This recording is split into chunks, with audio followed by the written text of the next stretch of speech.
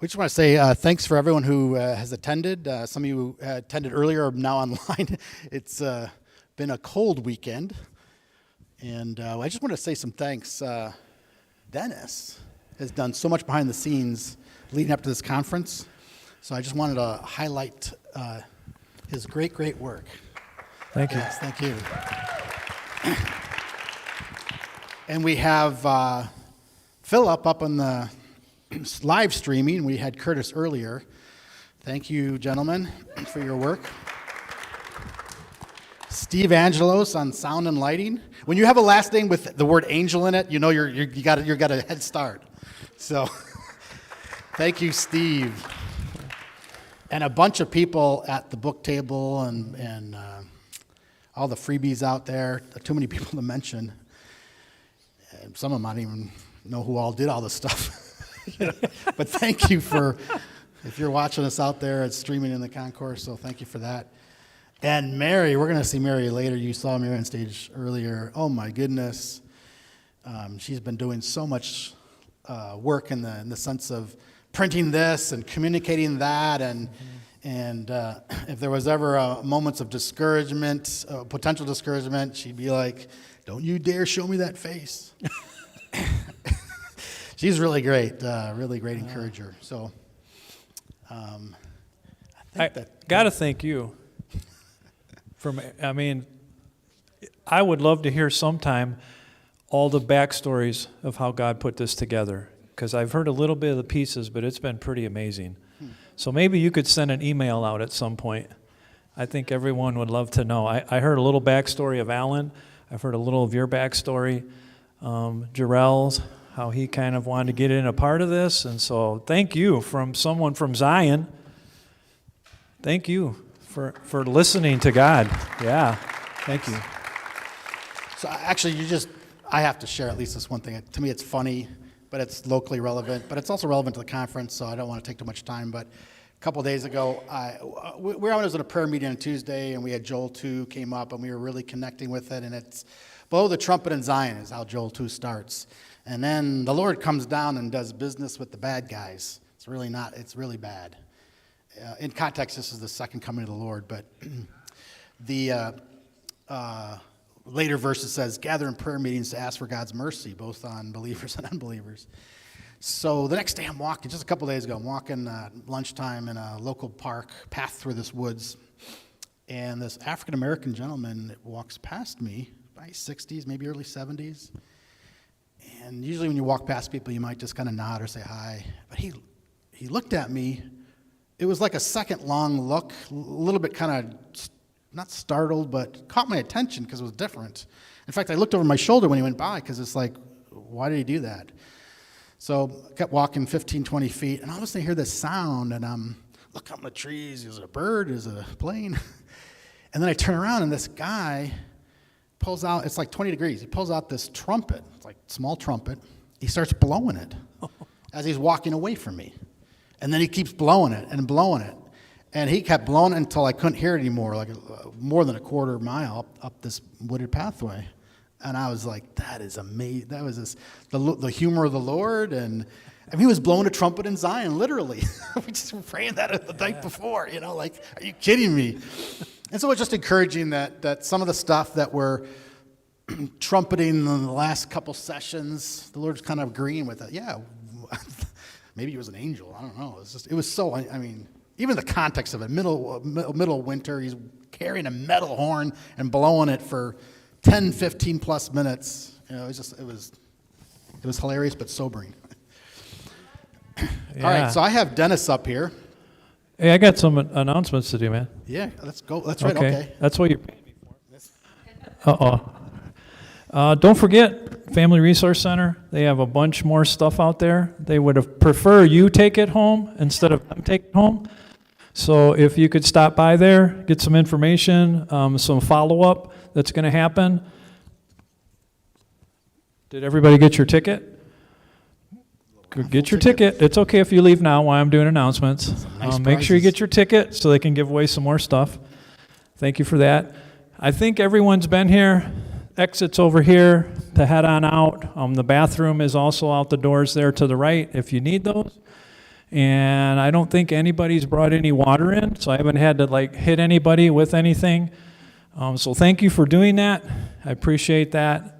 And this has been great. So thank you so much for letting me be a part of it.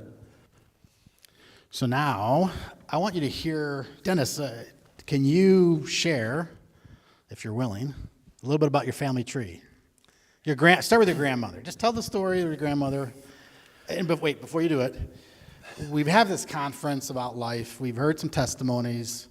This is another testimony in a unique way. So that's all I'll say. Go ahead, start sharing. So I had opportunity at the high school here to share with some of the staff. They heard about what was going on and that Youth for Christ, we were a part of getting the building here. And so they asked me, what it was about. And it was a dangerous territory for me with 5 ladies asking me a question about abortion. And God had this overwhelming, He reminded me of my story. It was such a God moment. And my story goes back, and why I think this is so wonderful to have a life conference, because back in the 40s, my mom's mom, my grandma, she ended up getting raped, and she chose to keep my mom. My grandma's a hero. A hero squared. She's a rock star for me. My mom is 16 years old. Oh, I'm sorry. That's okay. You keep going. But tell the cultural. So she's pregnant with a guy that raped her. In that culture at that time, there was even more stigma. Right? Yeah, in the 40s. Yeah, that was in the mid 40s. That had to be a hard time for my grandma. And my mom never knew her biological dad. Never met him. Did she have to leave or anything like that? Like that kind of stuff? That I don't know. My mom and I found that out from my grandma a few years before she graduated to heaven. So fast forward, 1962, my mom's a junior at Zion High School at our other campus. And my mom gets pregnant by a 26-year-old man who's my biological father. And my mom has to quit high school for me. So I am glad my grandma and my mom chose life, or I wouldn't be here. Yeah. So for those who don't, maybe online don't even know this gentleman, many pastors in town would vouch for his character and how he is a contributor to the city. The people here, the administrators and teachers, know him at the school. They welcome him into rooms. I've seen it with my own eyes. So he's highly respected by the peer teacher level and administrative level. And I've walked a couple times in the hall because we had meetings here over the weeks. And high school kids are high-fiving him, and like he even knows, like, hey, how did that thing go? And he knew details about him, and they just brightened up. So if his grandmother chose to abort because she was raped, you'd think the way the culture teaches us is to give that up. Hero is an understatement. I mean, all the blessings that he's been doing over the last 20, 30 years would never have come. How many students that have gone on to college and gotten married that remembered his work? And then even your mom, like you said, 16 years old, that's a tough situation. That's almost like the age of Mary in the Bible. When she's pregnant and has to face that, has to kind of hide it. Your mom kind of had to hide it in a way, right? Leave high school I wasn't here, Eric. Yeah, sure. Have you had enough of me yet? So I just want to say thanks for being vulnerable. There's people that hear that and get strengthened, because that's a hit against the cultural message. And your family tree is a living proof that sticking with life leads to a lot of blessings. So you're a blessing, that's for sure. Praise God. That's his story. So, Mary, I'm going to hand this over to Mary. She knows what she's going to do. Be fun.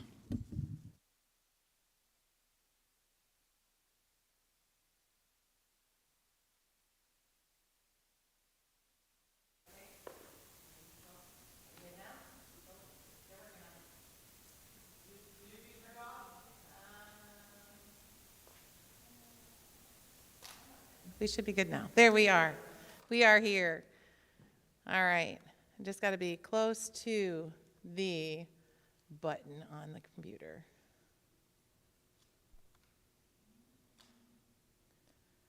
Dun, dun, dun.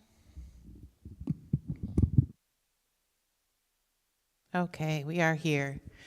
And I am here. I am Mary, and this is what I'm here to tell you, that I am an outcast. And I can't say that I've always been an outcast, because when I look back, I think about probably, early years. I grew up in a 2-parent home. I was counting last night. There were 44 kids on my block alone as I grew up. And so I had all these friends. My best friend lived across the street. Our families did everything together. And then I go to 5th grade. And after a time where, as we were growing up, we walked to school together. I lived right around the corner from the school. Everything we did together, like as this big family. 5th grade, my parents decided that I needed to go to a parochial school. My sister and I needed to go to a private school. And in that time, I didn't realize it at the moment, but when you go into a school in 5th grade, when there are children there that have been together since kindergarten, now you are walking in again as the outcast, trying to get into that group, trying to find where you fit. You're sitting like this picture. You're sitting in the midst of everybody doing something, but you're like the ghost on the sideline.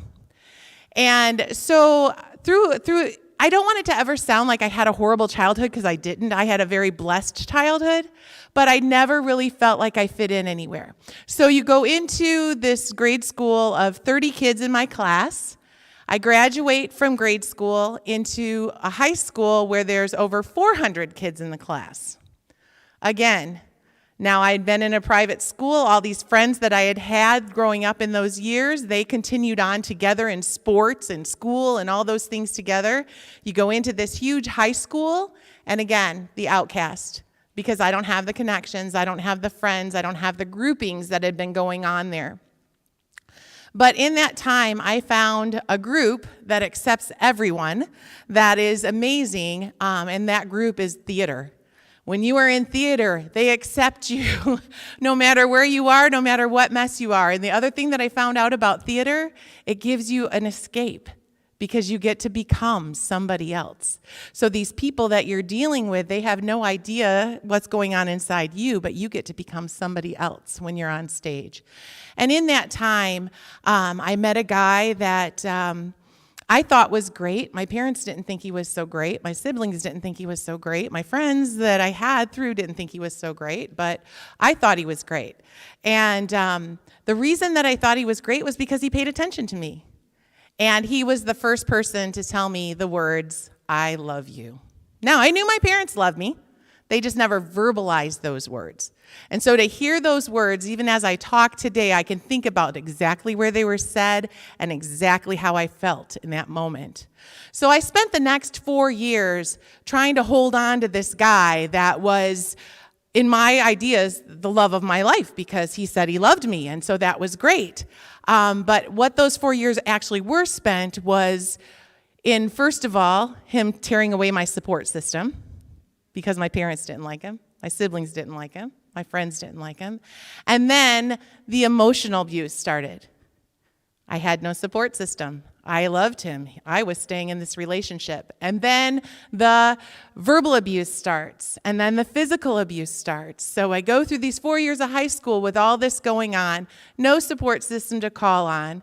Senior year, the spring of the senior year, my last resort, because of course the relationship is shaky, but I've got to hold on to him because he's the best thing that ever happened. And I gave of myself. I gave my whole self. And I thought that sex was going to hold us, because as we heard earlier today, those words from Cochran, and he said, "If you really love me." So I gave in to those words and found myself pregnant. So obviously it was something that was a total shock to me, not really knowing I guess in the moment that you thinking of even how it happened, but as we sit here, know how it happened. Went to the clinic to find out, got the test back, and the words spoken to me were, is this a good thing? I was 18. I was going to graduate from high school. This guy, our relationship wasn't good. I said, no, not really. They gave me the information for the abortion clinic. No other words said. Made the appointment and headed up to Milwaukee. This guy graciously came with me and sat in the car, sat in the waiting room, those kind of things. As I went into the clinic that day, I don't even know. I hadn't thought about this for a long time. And it was such a muted point of my history, of my past, that I hadn't really thought about it. But if I had to describe it in a word, it would be uncaring or an outcast. Again, you're sitting there not talking to anybody that's in the waiting room, not talking to the people that are there. They give you the brochures, and I'm a reader, so I'm trying to read, find out this information on anything that's going on, and go into the counseling office where they tell you, oh, you're making the right decision. That was the counseling. And as I've listened to these testimonies this weekend, I realized that these women were put under anesthesia to have this procedure done. I was not. So I went into this room on this table, and they had the machine, and I remember hearing it turned on, and the nurse said, well, this is going to hurt, but it'll be over quickly. And I remember hearing the sound, and it hurt. It wasn't a little hurt. They were ripping a child from the inside of me, and I had no pain medication on that. And after delivering babies, I don't know. There's something to be said about that. And then afterwards, you're just left alone.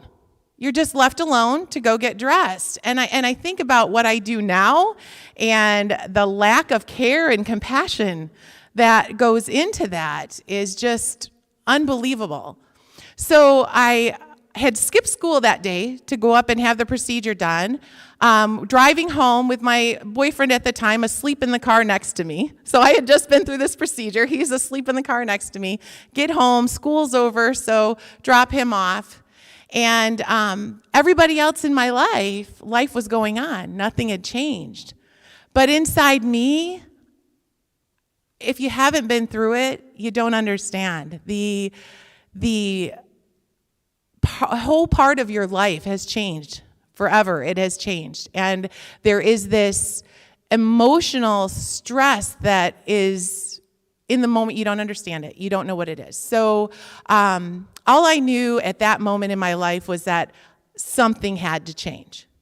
So we finish up with senior year, graduate, and this relationship is really toxic between us. And I decide the only way to get away is to go to school. So I go to a small college, and again, I'm the outcast. I'm going to this school where a lot of people from the area are going there, or they had siblings. I had siblings that had gone to the school as well. But going in, I try to get into a sorority. I try to get into groups, try to be a part of these different groups. But because I think looking that I was so messed up inside, I couldn't have friends. I couldn't really glean on that. So turn to drugs, turn to alcohol, turn to whoever can make me feel like I'm wanted. So these one-night stands going in. And many people come home from college with their degree or with all this information. I came home with a baby in my belly. So I am home, and there's so much more to my story of that before I go on to that next point.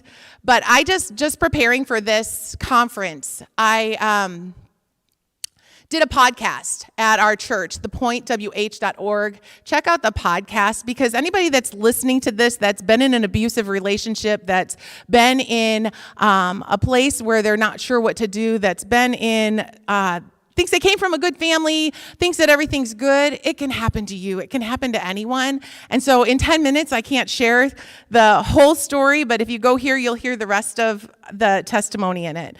But came home from college, had this child inside me, and wasn't sure exactly what to do, but knew that I wasn't ready to have a child, or felt that I wasn't ready to have a child. So what did I know? When you have a baby and you don't want the baby, you go to the abortion clinic. That's what you do to take care of it. So my sister and I went up again to the same clinic.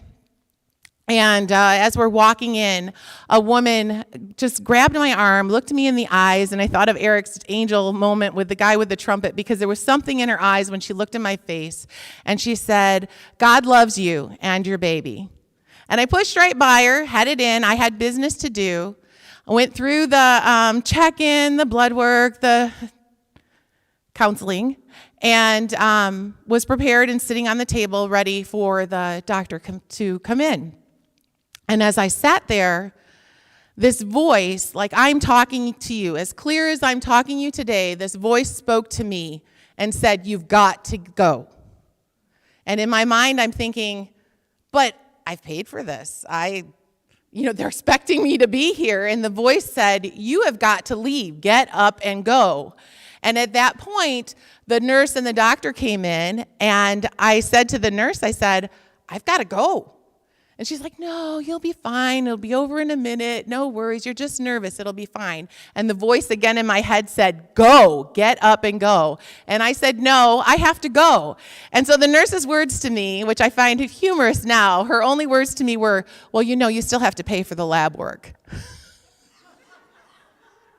So I leave, I go, and I have this whole plan to allow this child to be adopted. That is what my choice is. I chose life.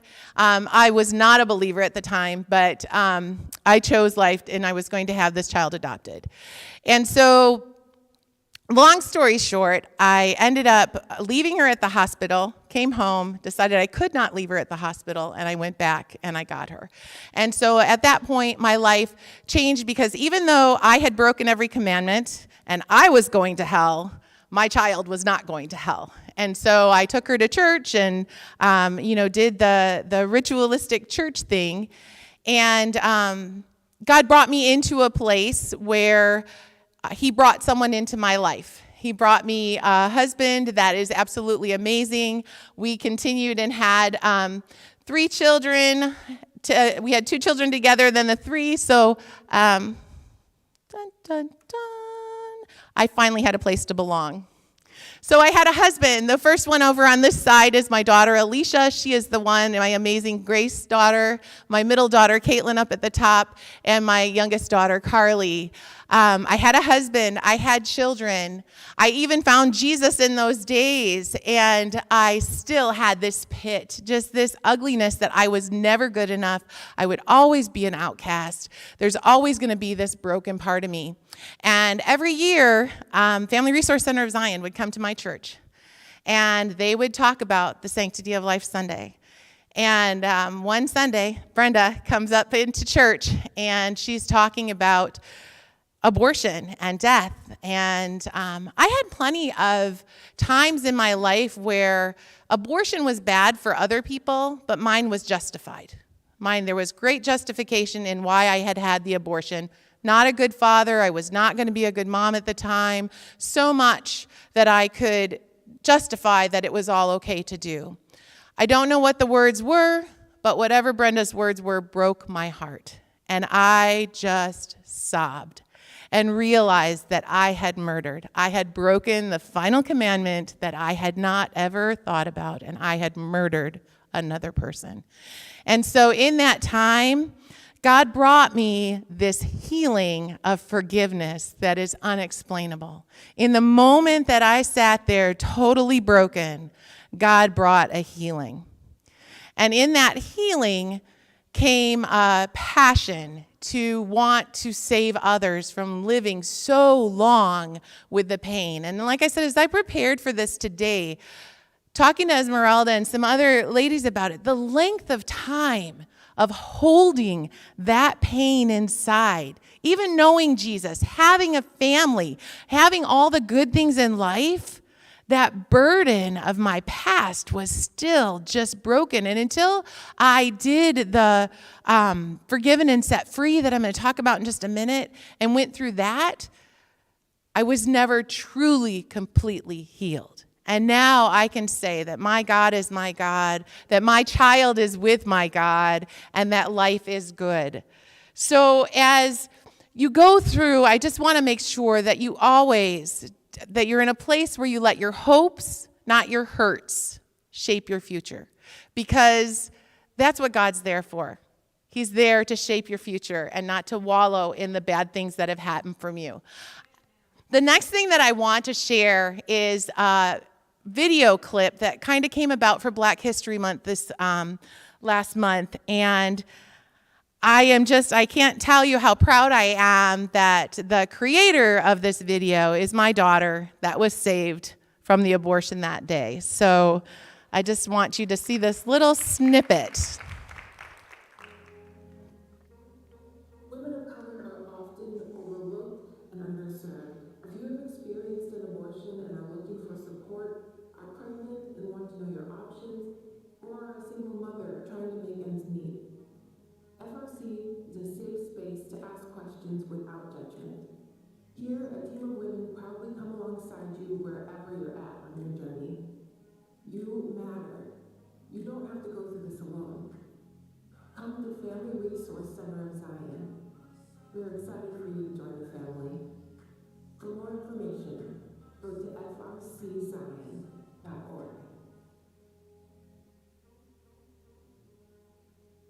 What man intended for evil, God made to good. Family Resource Center of Zion. My journey here is listed in that podcast, so I'm not going to go into it now, but we exist to educate, to empower, and to encourage women and men in a moment of crisis in their life and beyond. We are a not-for-profit pregnancy resource center. We support the families of Northern Illinois and Southeastern Wisconsin through the generosity of local churches, individuals, agencies, groups, and businesses. Those are all the official words. What I get to say, and to many people, which is truly exciting, 100% of every single thing we do is donated by others that care about life.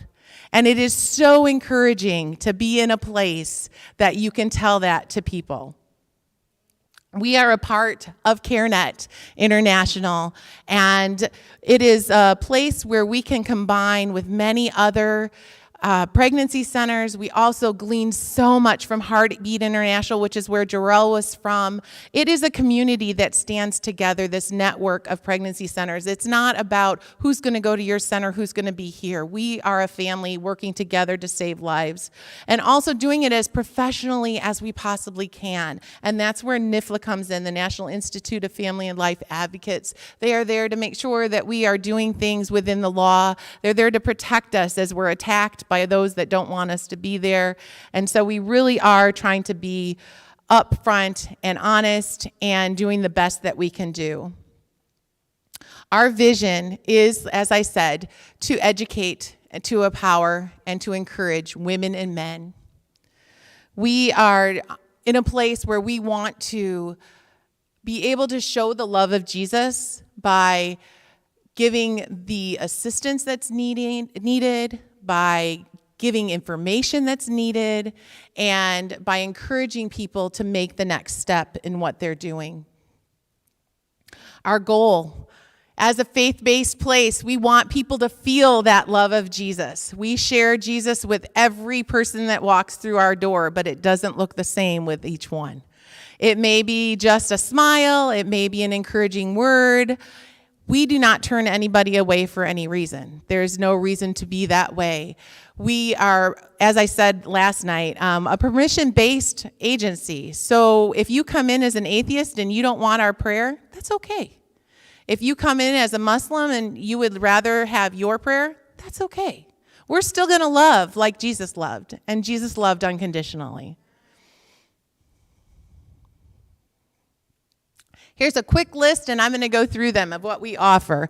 Pregnancy tests, limited ultrasound, prenatal classes, parenting classes, baby furnishings and clothes, post-abortion and sexual trauma support, information on community services. I want to stop here for just a second on the information for community services. One thing I've got to say, even prior to me starting at this center, Family Resource Center of Zion has tried to live to the name Family Resource Center. We are there to support life, whether it's in the womb or beyond. We really try to know what's happening. We try to connect people. Anybody that calls our center, whether they're calling for the Walmart pharmacy, we get lots of calls for the Lake County Health Department, we will at least guide them and direct them to where they're trying to go. But we also have families that are calling looking for housing. They're looking for food. So we are in contact with the Giving Point Food Pantry, with Abiding Love Food Pantry, Our Lady of Humility's Food Pantry, the township offices, both Zion Township and Benton Township,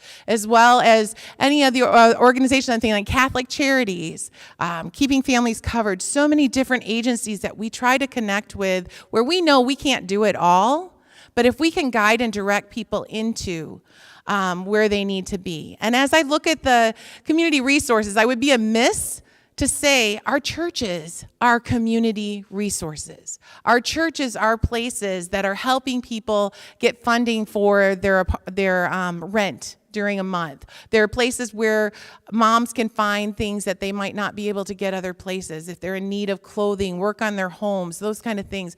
We have almost 30 churches that support Family Resource Center of Zion. And that's not just in finances, that's in people as well. So we definitely try to know and keep up with the community services that are going on. Parenting classes.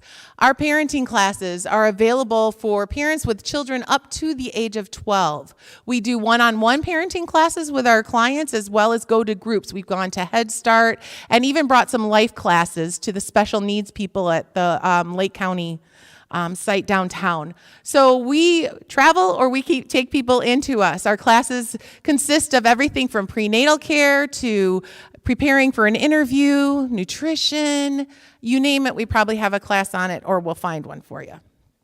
We also found a few years back that parents in the court systems were losing their children and not able to get them back because they couldn't afford to go to the classes that they needed to take to get their kids back.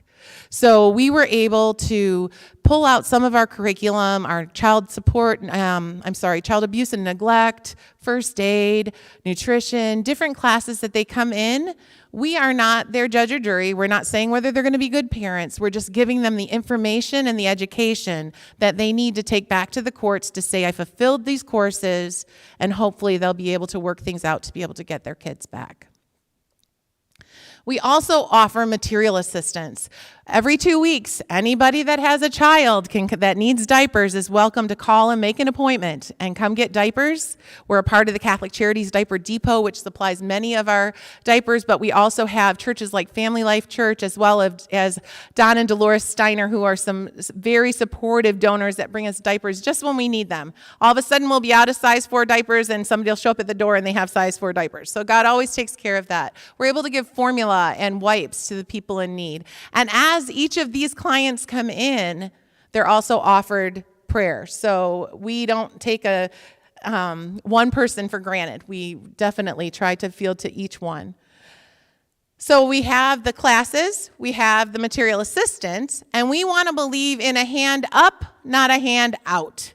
So we want them to earn the extras. We give out the diapers, wipes, and formula, no extra challenges. But if you're looking for cribs, car seats, strollers, bottles, clothing, all those kind of things, that's where the Earn While You Learn class come in. You come, you meet one-on-one. Right now we're doing it virtually with an advocate, and you earn points for your classes. And those classes are spent in our boutique, and you're able to get all of the neat things. And that's just a little picture of our boutique. Our boutique workers are amazing. They keep everything the best of the best, and our families are able to come and shop for what they need. All right, additional services. As we've been through this, the Forgiven and Set Free and the Healing of a Father's Heart, these are 2 studies. They're absolutely unbelievable. As I gave my testimony and I shared, I was forgiven and set free that day in church. I was completely just released of the guilt and shame that I had from that abortion that I had. But one of the prerequisites of becoming an advocate at FRC is that if you've experienced an abortion, you go through this study. And by going through this study, beyond the forgiveness and the guilt separation, what it did was it brought closure. It brought true healing. As they talked about naming that child, acknowledging the fact that it was a child that you lost, and having a ceremony to be able to truly allow that child to be with God. And now you have remembrance. I have remembrance of my Tabitha and of being able to just truly be healed from that. And one thing I didn't share early on when I was sharing my testimony is through that time, as I had my husband, I had my kids, I had life, I had Jesus, I had all that, we suffered a miscarriage. And I was so convinced at that time that God was punishing me. Because of that abortion that I had, God was punishing me. And I lost this child at 5 months. Just boom, gone. And this study helped to release me from that because God is not a God of punishment. God is a God of grace and mercy. And so these studies are absolutely a wonderful place to be. We've seen men go through the healing of a father's heart. It's hard to believe how bad the burden is on men, whether they've forced their significant other to have the abortion or they had no control over it. And the woman decided to have an abortion. Men are suffering from this as well. And then our other study that we have is the Path to Sexual Healing, which addresses past sexual trauma. It's not for somebody whose trauma is fresh in their mind and they're needing to deal with it. It's for those that think that they've dealt with it and it's there, but it's still sitting there, like that abortion is still sitting there. These 3 studies all follow the same basic principles. They start out, where was God? Who is God? And where was he when all this was going on in my life? Bring it into the present. Why am I seeking this out now? Who is God in my life? What can I see where God is in my life? And then the best part of it all, what is the future that God has for me? And each of us has a future and a purpose in our past. In our future, not in our past. All right, and we also have pregnancy tests. This is something that we are just jumping into with both feet. We went from having over 40 pregnancy tests a month when we first opened to approximately 5 pregnancy tests last year. 40 in a month to 5 in a year. A lot of it had to do, we were located in a high school. A lot of it had to do that pregnancy tests weren't available in the stores like they are. A lot of it had to do that people knew in that area that we were there. So when a woman comes in for a pregnancy test, this is her opportunity to truly ask questions without judgment. We give information on the options, the option of adoption, the option of parenting her child, and information on the abortion procedure. We do not refer or perform abortions, but we honestly believe that women have the right to know what they're walking into.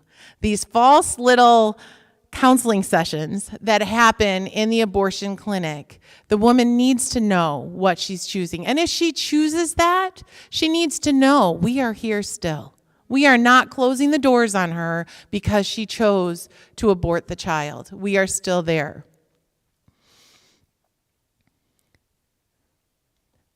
We are in the process of our limited ultrasound program. Our nurses are 100% completely trained and ready to go. So this is the way a pregnancy test looks right now, how a visit would look. We go through, they fill out their paperwork to come in and do the pregnancy test. If the test is positive, we talk to them about the option counseling, and then we say, would you like to have an ultrasound? We need models for our nurses to have their ultrasounds because legally we are not a registered clinic yet because our nurses need more models. So if you hear my voice right now and you know of anybody that is in their first trimester of pregnancy, have them call Family Resource Center of Zion, go to frcz.org, frczion.org. Sorry, I messed that up. And contact us. We need more models. It's free. You get a great picture, a handmade gift from some of our different sponsors. It's a chance for you to see your baby. And what we do, our doctors and our nurses are amazing, and they are there to show life. They want to show that there's a heartbeat, show that the baby's living in the womb, and they can tell the gestational age. And so, again, please just contact us. So the only part that I have left is our volunteering.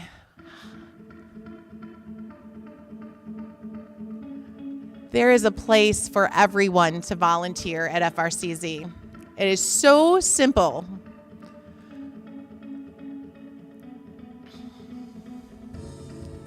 If any of these look a little intimidating, think about what can you do.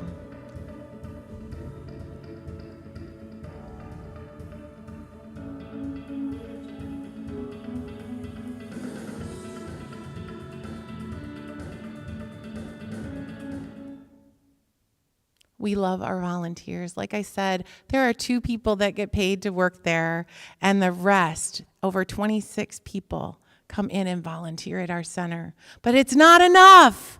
We still need bilingual advocates desperately. Spanish population over 60%. We need Spanish-speaking people to come in. If you like to hang up baby clothes and sort through, we need people in our boutique. It was great. We had one volunteer that came in to clean our office. Oh, what a gift that was. If you can sort through papers, stuff diapers in a bag, count to 25 and put a diaper in a bag. There's something you can do. If you have a talent that you think is not worth sharing, it's worth sharing. We love to have our volunteers here. So I would love for you to contact us. I want to put this out there. This is our new movement of us old ladies in the office. We are moving up. We are on Instagram. We have figured out QR codes thanks to our children. We are figuring out all these things. So if the youth, as you hear this, we are looking to you to be able to reach and lower our median age from 28 to below 20. So as I stand here, I just want to revisit really quickly for just a moment the post-abortion support, because I think that that's a big reason why we're here today, and we want to be there for you. And so I want to ask Alan to come up for just a second. He wanted to share a little something, and then we will pass it on. Thank you, and thank you for all you do. And I thank you for your testimony and for all the women who've given their testimonies over the last day and today. And we have the world's largest collection of written testimonies of women who've had abortions and have been devastated by them. We always refer those women to abortion recovery programs. There are abortion recovery programs all over the country. God is really raising up an army of healed women to heal other women. And it's a little bit like some other women's issues in the past. The medical profession and the psychological profession have tended to ignore it. It's been women having to find the healing for themselves. Linda Cochran is the author of Forgiven and Set Free. She's an endorser of Operation Outcry, our effort to collect it. And I want to just say, April is Abortion Recovery Awareness Month. We always encourage women to go through the program because several times you've heard today, I'm going to clear up kind of some theological things since so many churches endorsed this program that you've done here. They'll often, some of the women say, I finally forgave myself. But before that, they always felt, I could never forgive myself. Theologically, of course, forgiveness that leads to salvation comes through repentance and then the forgiveness of God. Okay? But many women will say, oh, I know God's forgiven me. I'll never forgive myself. And they go through punishing behaviors. Or they feel I have to be the perfect mom. Or I'm not worth anything, so I go into a life of substance abuse. Even after they have become forgiven by God. So part of a Bible study is to learn that things like, well, if God forgives you, why won't you forgive yourself? Just kind of bringing the theology and the truth of the Bible to them, and then getting to the place of healing. Okay, the last person to forgive me will be me. I'll forgive myself, or I'll accept God's forgiveness is really what they're doing. But that's important as a part of it. Other things you've heard about. There may be traumas that led to the abortion, like sexual abuse for some women in the past. Those things are covered in a deeper Bible study dealing with all. Who are you mad at? Because you not only have to receive God's forgiveness, if you feel like your boyfriend or someone forced you to have an abortion, or your parents abandoned you, made you get an abortion instead of supporting whoever you're mad at, unforgiveness is a sin. And so you have to receive forgiveness and forgive others. I'm just trying to say, I'm not going to go over the whole program, but this is why it's important to go through a biblically based. All the programs we recommend are biblically based.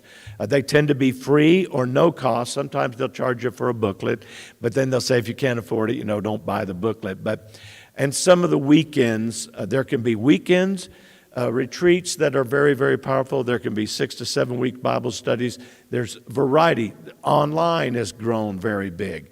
So if you're a pastor considering this, and again, some pastors say, I don't want to bring it up because the pastor doesn't feel equipped to deal with it. And don't think it's not in your church, Pastor. Everywhere I go and I speak out about abortion, women in those churches come up after me and say, I've had an abortion. And so it's in every church in Zion. It's one of the most common elective surgery. It is the most common elective surgery in America.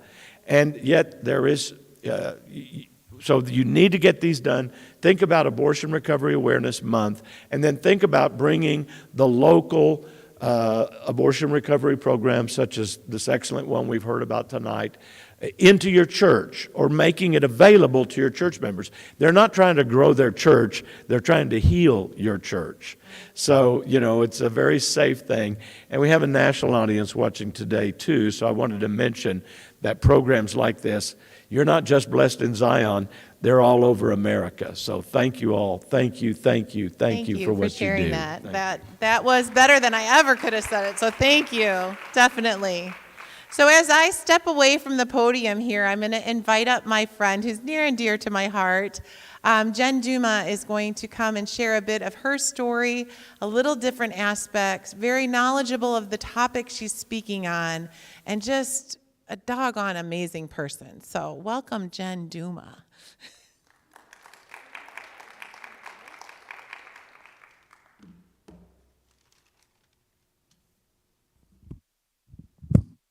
I like to hold my mics. As Miss Mary said, my name is Jen Duma, and I am a wife and a mama, and I'm a foster mama. And I won't say mistakenly, but I happened to be at the right place at the right time, and Mr. Eric was speaking with my pastor about this conference and about this pro-life and the church rallying around the pro-life. And my pastor happened to call me over, and he says, hey, what are your thoughts on adoption? And he knew, of course, that I am a foster mom, and I have been a foster mom for actually on and off for 20 years, which is a really, really, really, really long time. I know I'm only 29, so that's nearly impossible, but, and there's just like this fire that lit up inside of me, because as passionate as I am about pro-life and about the church's responsibility of the pro-life movement, I'm also a little bit angry at the church. And I say that carefully because you don't know me from anyone else, and I don't know you, and I'm not trying to step on toes, but God has given me a big mouth for a reason and a very outspoken personality for a reason, and I believe I have to use it for good. Okay? I have a friend who is an atheist, and we have this banter. Can I walk? Is that okay? We have this little banter that goes back and forth, and it is, I tell her, I said, you are my favorite atheist. you are my favorite atheist. And she says, you're my favorite Christian. And even though we have absolutely nothing in common as far as worldviews and what we think about as far as anything, church and abortion and politics, we have nothing in common. But yet, she was a foster mama alongside of me for a short while. And one of the conversations that we had was exactly about what we're talking about today. She says, why are there so many Christians standing outside of Planned Parenthood, and they're picketing and they're holding up signs about, you're going straight to hell? And she's like, how many of them, of these Christian people, now, and she knows she's talking to one, how many of them are signed up to be foster parents? Crickets. I had nothing to say after that. It was like mic drop. That was done. And that has been something that has been on my heart so much, is that we know what sanctity of life is. We know what God says life is, and that He is the author of that life. And we know that.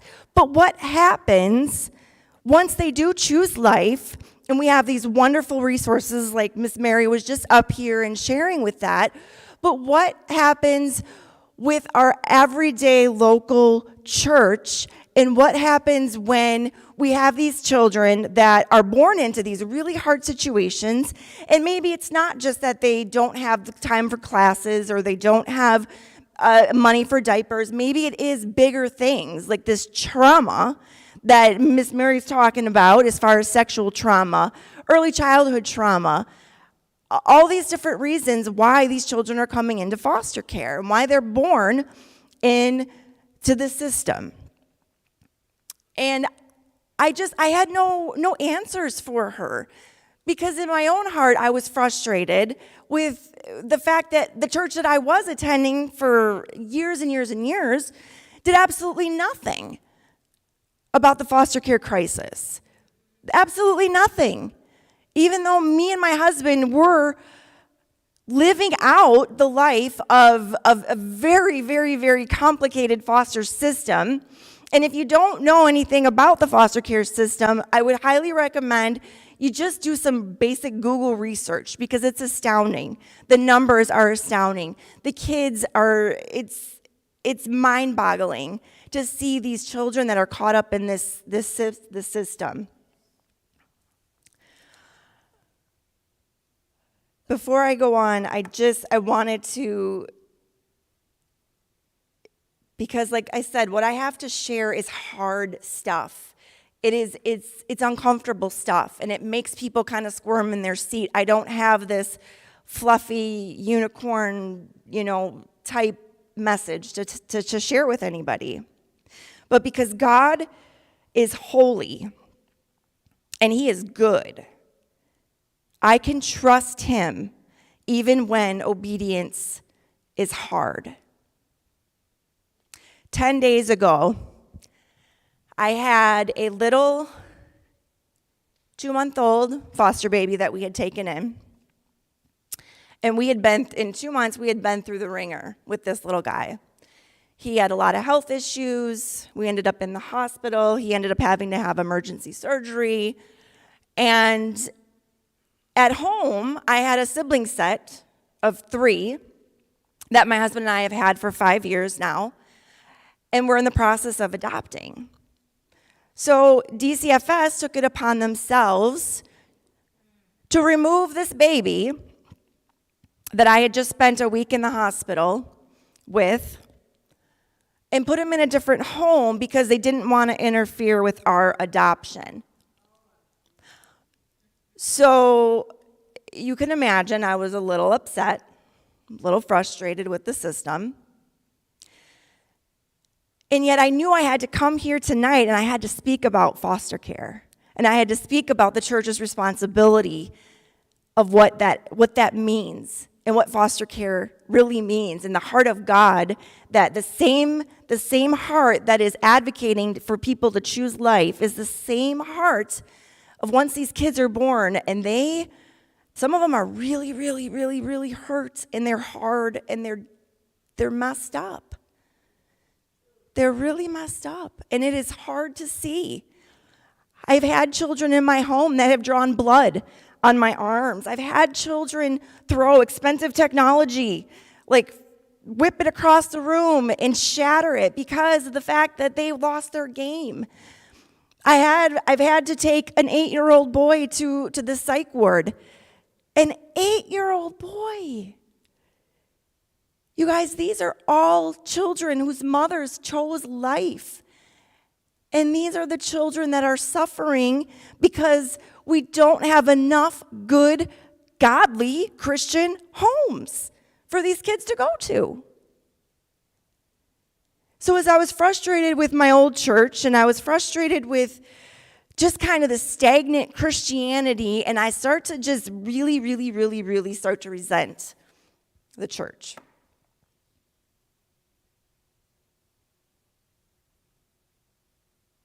Once again, I am all over my notes. I just start talking from the heart, and my notes are kind of everywhere.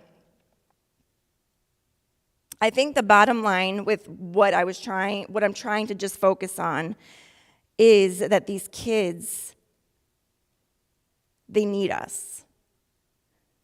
They need us. They need the church. They need godly influence. Because the Bible tells us that our weapons that we're fighting, they're not of this, what we're fighting is not of this world. Okay? And that is definitely something that I can see. I can see with my own eyes when these children that are in my home, when they start struggling, and then I can see like this shift come over them. I know that I just need to start praying, and I need to just step back, because I know what I'm dealing with is not, it's just not that flesh and blood at that moment. I did some basic Google research just preparing for this, and I knew the numbers were kind of astounding. I hadn't done it in a while, so I was very informed myself. In Illinois right now, or the most recent Google information, there are 17,000 kids in foster care, and there are 3,300 children that are waiting for an adoptive home. We call it an adoptive resource. So the children that I have now that we've had for 5 years, and that we're in the process of going through this termination of parental rights, the judge cannot authorize termination of parental rights, no matter how neglectful, how abusive the situation was in, unless there's an adoptive resource available. The court will not do it. And so when I Googled how many kiddos were waiting for an adoptive resource, an adoptive home right now, I also wanted to Google how many evangelical Christian homes were in Illinois. And I couldn't come up with a number for all of Illinois, but I can tell you that just in the Chicago area alone, over 14,000. So if we have 3,300 children waiting to be adopted out of foster care, and over 14,000 evangelical Christian churches just in the Chicago area alone, that tells me that a fraction of families in these churches, if one family said, we're going to do this, we're going to step out in faith, and we are going to open our home, we're going to foster, we'll be willing to adopt if that's what God allows, whatever, and that entire church then comes around and rallies around them, supports them, loves on them, nurtures them, helps them through this incredibly difficult journey, you guys, we would wipe out the entire foster care, like the news lines would be all over the place. Church rises up, foster care crisis like completely averted. Like that's like the power that we have as the body of Christ right now. I'm from Wisconsin, okay, so I'm across the border, so it's the same thing. 7,000 kids in foster care currently right now. 1,300 are waiting for an adoptive family. How many evangelical Christian churches do we have in Wisconsin right now? Over 6,500 in the state. So 1,300 need a home, and over 6,500 evangelical Christian homes. And how many homes are represented in these numbers then? It boggles my mind. It boggles my mind. So when I have my atheist friends say, how many of these Christian people boycotting Planned Parenthood are signing up to be foster parents, I want to say a lot of them. And this is what I have to show you. This is the list. These are the families that are loving on these kids, that are loving on these families. The churches, the pastors, the teachers, everybody that is rallying around them. This is what the body of Christ is doing. Look at this. I can't make you know or love or have a relationship with God, but I can show you what the church really is and what they stand for. Look at these numbers. I'm hoping for a day when I can do that, and I can have that exact conversation with her.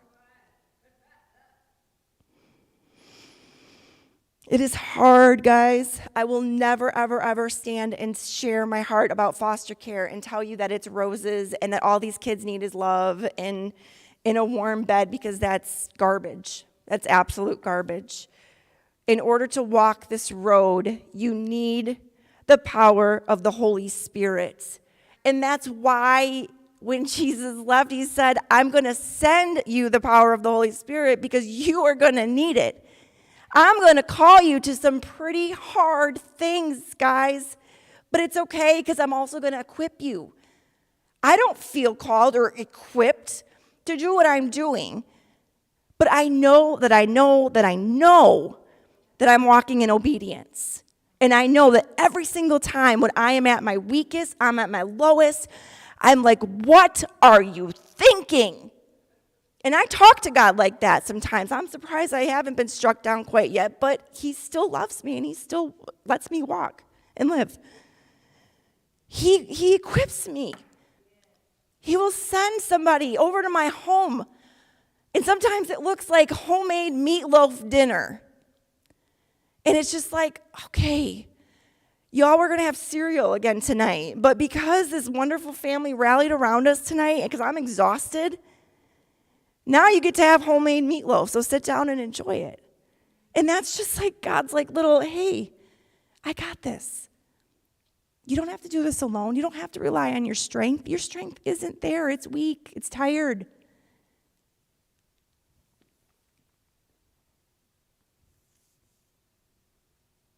I've had people close to me throughout this journey of ours that in the midst of the really, really hard stuff and the messy stuff, and they're just like, why don't you just be done with it? They see my marriage is starting to fall under the weight of what this is requiring. My children, my biological children, they're normal kids. They're selfish kids. They just want not to have to share a bedroom anymore, okay? So they're like looking at all of this earthly part, and they're like, why don't you just be done with it? And I said, I can't be done until God releases me to be done with it. I'm not going to stand before you on Judgment Day. I'm standing before a holy God. And right now, at this place, in this time, he is asking me to walk through this hard stuff with these kids that are so vulnerable. Obedience won't always make sense to other people. It just won't. Sometimes God will ask hard things of you, and it will not make sense to other people. Do it anyways.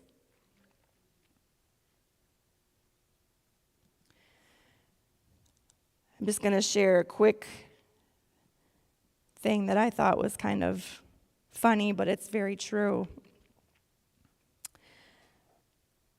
It was a Facebook meme kind of a thing, and it just says, them, meaning friends, family, whoever it is, insert name here, regarding the kids in our home. Well, is he going back home?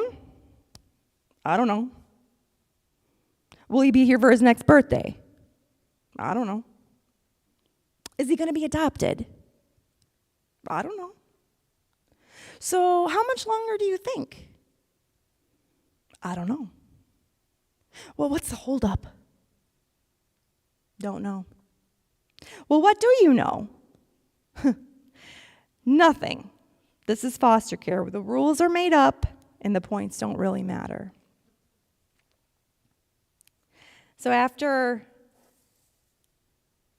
my most recent struggle with the foster care system, and baby Jay was moved on to hopefully his adoptive home, his forever home, because every move can be just as traumatic as the initial pulling of the child from their parent. I simply had to put something on Facebook of people that were following his journey and were praying for him and his recovery and knew the things that he struggled with. I had to watch him withdraw from cocaine. I had to watch the tremors and the shakes and all the different things that come with babies withdrawing. So they had been following. Our church has been loving on us, and they have also just been praying, asking. So at the end of this journey, when I was fresh out of the hospital 10 days ago, I had to just simply sum this up on Facebook. I was angry. I was broken in a million pieces. And I said, words simply cannot express our gratitude for the way you guys have showed up to love on our family and for baby Jay over this past week. Thank you. It's not enough. We're thrilled to report that he is well enough to go home. However,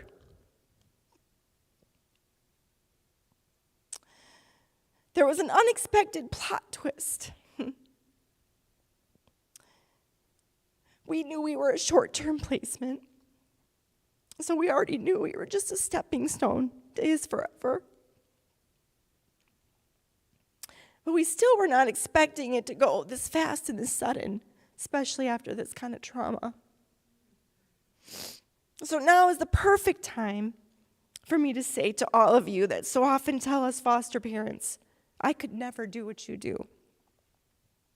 I couldn't let them go. I would get too attached. Yes, all of the yes. We're not superhuman. We get attached, we love hard, we advocate hard, we grieve hard. And would we do it again? You betcha. Because he was worth it. They're all worth it.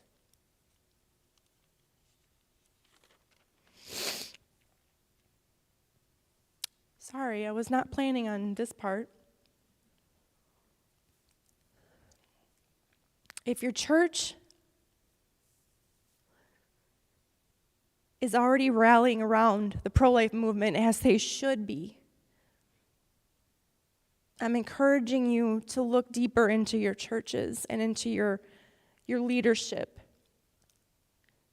to figure out how and where they can come alongside these families that are taking in these kids that society thinks are the least of these troublemakers, problems, medical issues, hospital stays, psych wards, medications, therapy appointments up the wazoo. Find out what that next step after these mothers have chosen life and maybe have not had it easy, and the kids are removed because of a number of different reasons. Find out how your church can rally around them, the families, the people that are trying to advocate for them, because they are worth it. My heart broke in a million pieces, but baby Jay was worth it. And would I do it again? Absolutely. Absolutely. We are looking forward to adopting our trio. They're a sibling trio. And they have been hard. But they've come so far. And when I get to see these little glimpses, and I just wonder, like, what does God have in store for them? What are they going to be doing? How are they going to be impacting the future generation? I can tell you this, they'll be amazing foster parents if they choose to be. Amazing. I'm going to hand the baton to my pastor, my friend, who is, we just get each other, you know? I can be real, and that's what I love about the church that I am a part of, the Point Church. Pastor Tim Bycroft.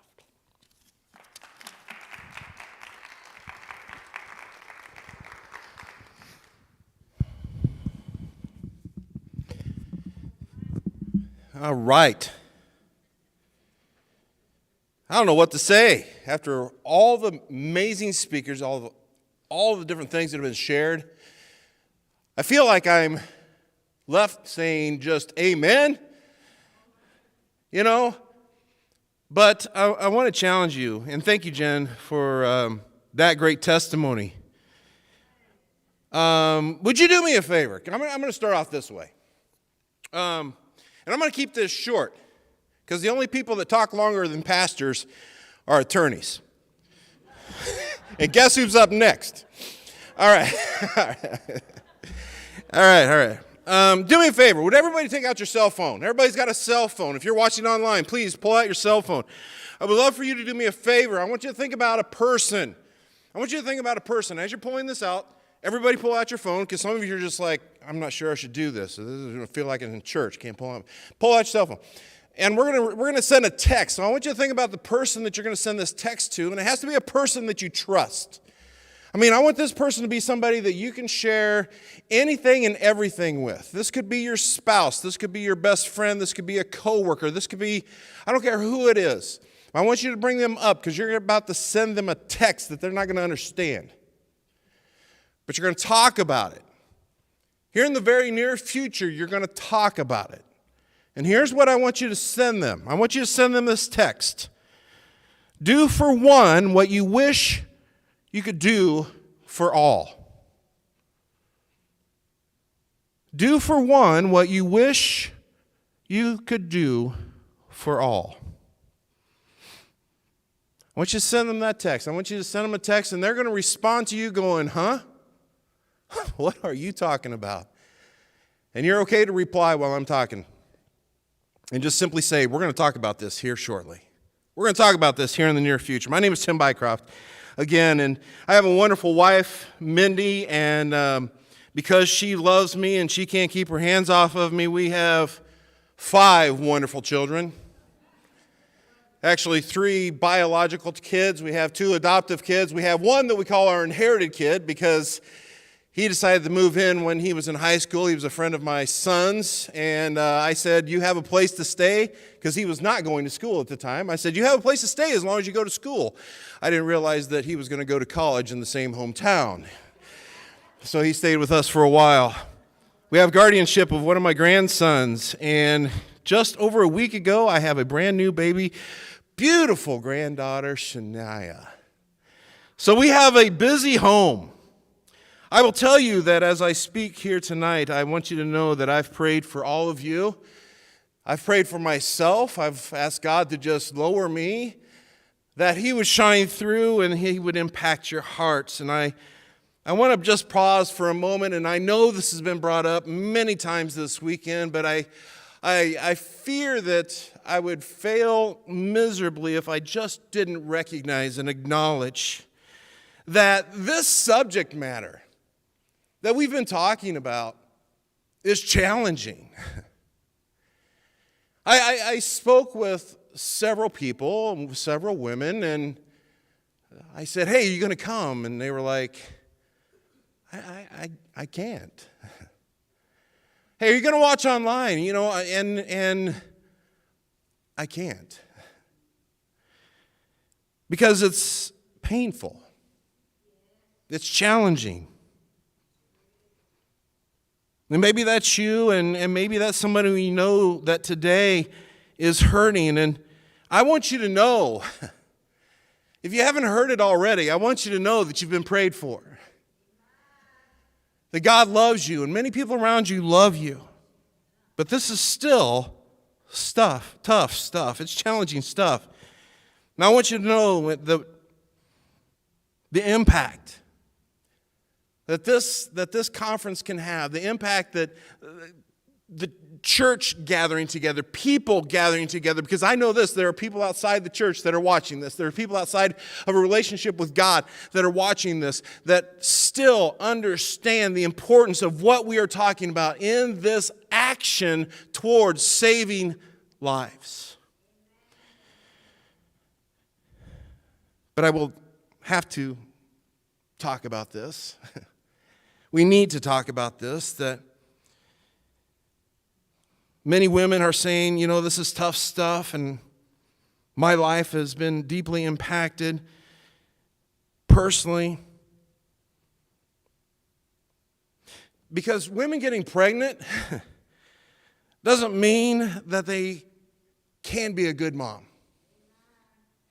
Just because you get pregnant, and I hope I say this in an attitude, in a spirit of care and not condemnation, but just because you get pregnant doesn't mean that you're ready to be a mom.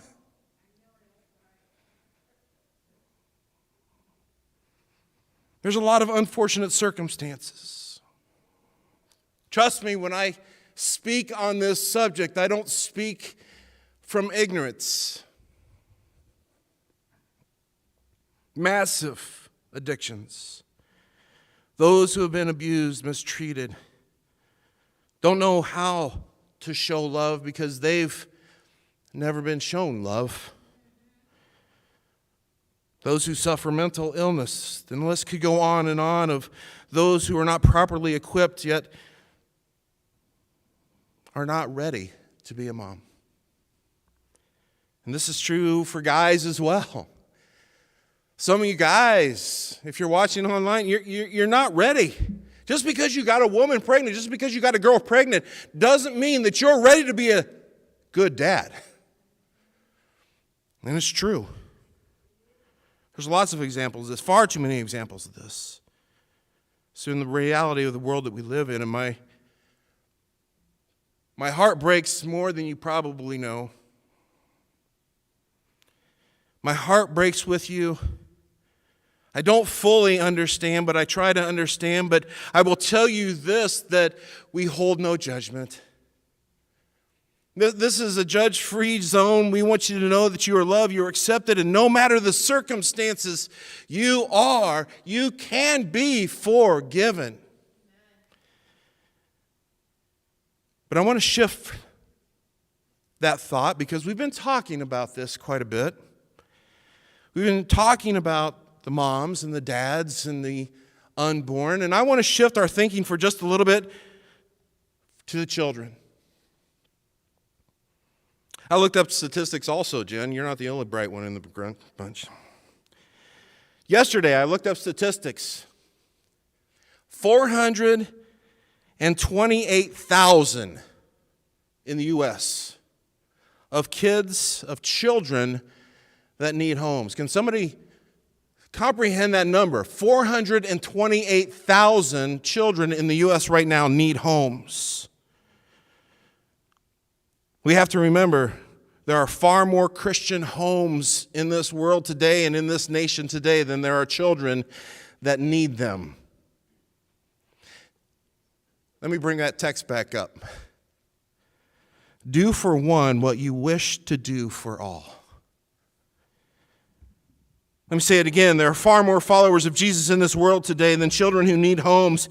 And I'm believing with all my heart that as the church, we can make a difference. Yes, as Jen was calling out the church, I guess I'm part two in this. Because I believe without a doubt that the church is God's plan. Hear me this, that the church is God's plan to help children who are in need. I believe that with all my heart. I wouldn't be standing here today talking to you if I didn't believe this with all my heart. I wouldn't have adopted kids in my house. I wouldn't have the guardianship of my grandbaby if I didn't believe that this is the heart of who the church should be and can be. James, who was the brother of Jesus, now can you imagine being the brother of Jesus? Hide and seek wouldn't even be fair. Mom's favorite. He said this, pure and genuine religion in the sight of God, pure and genuine religion in the sight of God, the Father, means caring for orphans and widows in their distress and refusing to let the world corrupt you. What is the purest form of religion? You want to get to the heart of who God is and what He looks at us and what He's called us to do. If there is an action step to be followed, it is simply this: to look after orphans, to look after widows in their distress, and keep ourselves from being polluted from this world. In other words, I believe this, to be very clear, that caring for those in need, those who cannot care for themselves, is so close to the heart of God.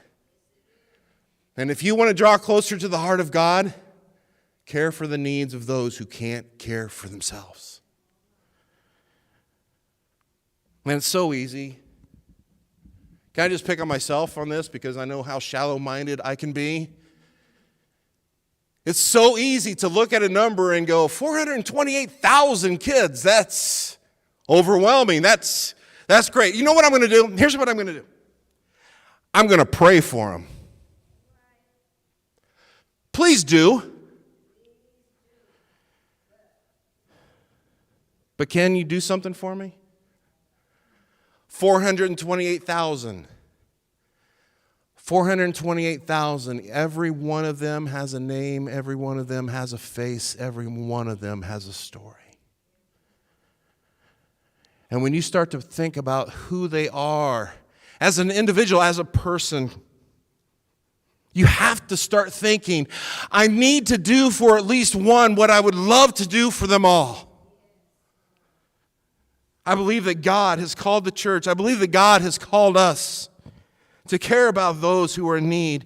I mean, you stop and you think about these kids, the broken families, the fatherless, the divorce, the poverty, the substance abuse, the incarceration, the homelessness, the list goes on. There's domestic abuse, there's gang violence, there's racism, there's teen pregnancy, there's human trafficking, and the list could just go on and on and on of the travesties that these children are facing.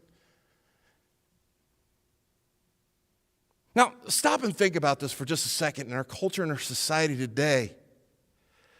All that list that I just talked about, all those different travesties, these are real problems, are they not? And I want you to think about who is the person that suffers the most in every single situation. It's the children, isn't it? Those who do not have the ability to solve their own problems, those who didn't cause the problems, many times are the ones who pay the highest price. Church, we need to be leading the way to rescue the needy, to defend the weak, to care for the fatherless. It makes no difference whether you're here in this room right now, or if you are online. Let me tell you something. Do for one what you wish you could do for all. I was haunted by some words here recently. I had someone preaching at our church here recently. Her name was Mary King. Some of you may know her. And she said some words that really bothered me. I hope they bother you. These words were simply this: why bother? When I think of the magnitude of what needs to take place in our world today, I can easily sit back and go, why bother? What can I do? 428,000 children, it's beyond me. It's easy in our world to go, and at least in my world, out of sight, out of mind. It's easy for me to go, well, I've got my own kids, I've got my own problems, I've got my own bills to pay, I've got my own stuff going on. I got to be honest with you. With the amount of time that I spend working, the time I spend doing, the time that I'm trying to focus on life, I don't have enough time for my own kids, let alone to focus on somebody else's kids. So why bother? I mean, why bother? Why bother? Because our God cares about these children. He cares about them more than we can imagine, and I believe that He is calling us, His church, to care, to have our hearts broken for what breaks His. And so I say again, do for one what you wish you could do for all. I believe with all my heart that God is looking and He's going, okay, there's this kid that's been praying. He's 16 years old, and he's not sitting there in this foster home. He's not sitting there in the orphanage going, man, I can't wait to get out of this place. I can't wait to age out, and I sure hope that nobody adopts me. There's not an orphan, there's not a foster kid out there that's sitting here going, woo, I just turned 18, and nobody adopted me. Not one.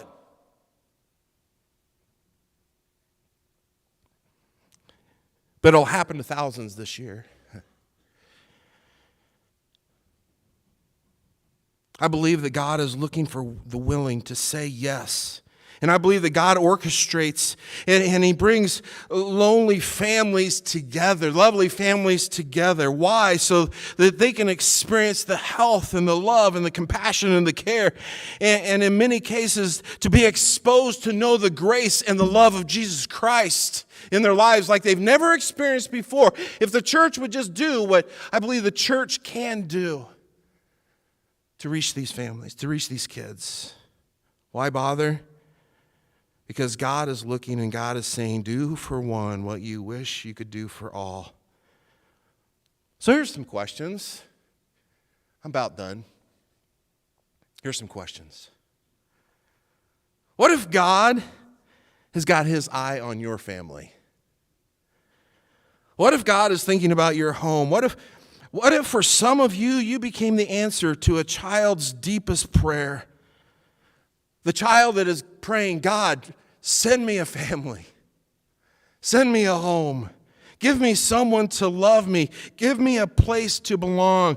What if you were the one that was to be able to answer that prayer for that child? What if you just did for one what you wish you could do for all? Now, I know a lot of you, probably the last two sessions have been a little uncomfortable. I get it. You know, some of you are sitting here going, I don't know, I don't think that I'm supposed to care for somebody else's kids. I don't think that I'm supposed to foster or adopt. And this guy's kind of being a jerk, making me feel guilty. And I got to be honest with you, I don't want to make you feel guilty, but I do want you to at least ask. What is it that I could do? Please hear me. I need to just back up for just a second because hear me on this. I don't think God is calling all of you to foster or adopt. I do believe He's calling some of you to. This is my ask. Pray. Pray. God, would you just help us to get involved somehow? What would it look like for us to get involved with this, to be a blessing into one of these 428,000 kids' lives? What would that look like? And before you just say, no, I'm just going to simply ask you to pray. And just, God, what do you want me to do? To do for one what I wish I could do for all. And however the Holy Spirit leads you to be able to help, for you to just simply say yes. I want to be the answer. Can I just tell you what would happen Can I just, Jen touched on this, and I'm glad that she did. Can I just tell you what would happen if you became a foster parent? If you became an adoptive parent? Because I have adopted kids, so I know this. Can I tell you what happens? Number one, it'll be the toughest thing you've ever done in your life. I mean, it's going to be hard. It's going to be complicated. It's going to be expensive. You know how much? I bought 2 kids. It cost me $50,000. I say that sarcastically. I actually adopted them. $50,000. So maybe your part in helping is money. You make good money. Or maybe you could go make better money. I don't know. To help foster kids, to help adopt kids. It's complicated. You'll have more tears. You're going to think, wow, this is so hard, and it's going to be harder than you can imagine. Number 2, here's the second thing. I can promise you this. No matter how hard it is worth it. The children are worth it. No matter how hard it is, the children are worth it. It's going to be difficult, but no matter how difficult it is, the children are worth it. Number 2, it'll be worth it because the children are worth it. Have I said that yet? Have you got it across? But you're going to love this last one. The third thing that I have found with adopting kids and fostering kids is when you do it, you are never any closer to the heart of God than when you adopt those kids. Why? Because God is an adoptive parent. How many times does it say that in the scriptures? That he adopts us into his family. You're never closer to the heartbeat of God than when you adopt these kids. And it is amazing. So what do? You do for one what you want to do for all. You can't do everything, but you can do something. If you make a difference in the life of a child, you know what? You're not going to change the world by doing it. You'll change their world by doing it. You make money, you raise money for a family. I don't know what you're going to be called to do, but God's going to call you to do something. Maybe it's respite. Can I tell you what Jen said one time? Because we've taken her 3 foster kids in. And she said this, can you just take them for a few hours and make sure that they live? I mean, seriously, just a few hours of respite. Maybe it's, and my wife and I have done this several times, maybe it's finding that single mom in your neighborhood, can I tell you how difficult it is to be a single mom? I can't tell you how difficult it is to be a single mom, but I've watched it and I've experienced it from that standpoint. And maybe you just adopt the single mom and pour into her and love on her. And I don't know what you do. Maybe you throw a baby shower for a family who's adopting, or maybe when there's a teenage girl or some lady that gets pregnant and you see that she's not equipped to be a mom, you come alongside of her to do whatever you can to help her. I don't know what it is,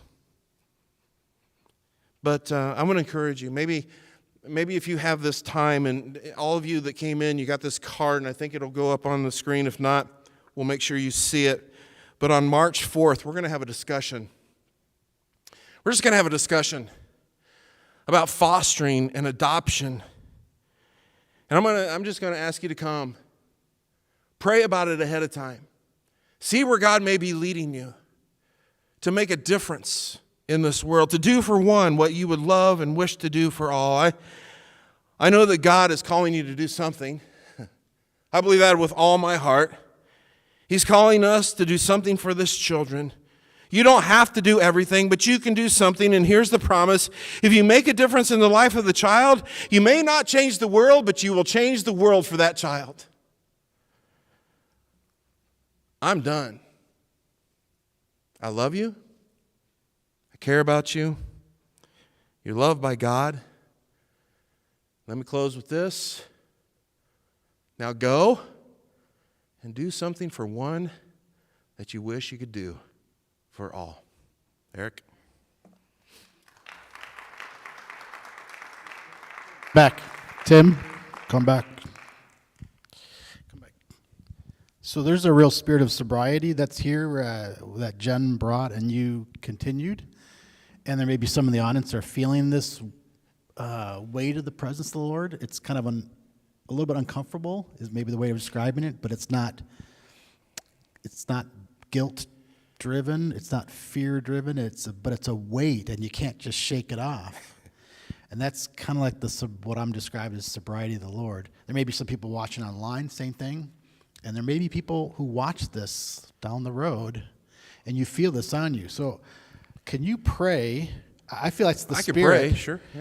Yeah. Are you a pastor, by the way? That spirit of sobriety, let's just not walk away. Let's take a minute here. You can just wait for a moment and then just pray the Holy Spirit to help exactly what you're calling us to do. Because as Jen said, we need the Holy Spirit to do this, and the Spirit's here bringing the sobriety. So if you're in this house, in this room, or listening, and you're feeling that sobriety, just listen to the Spirit and join in with whatever Tim prays.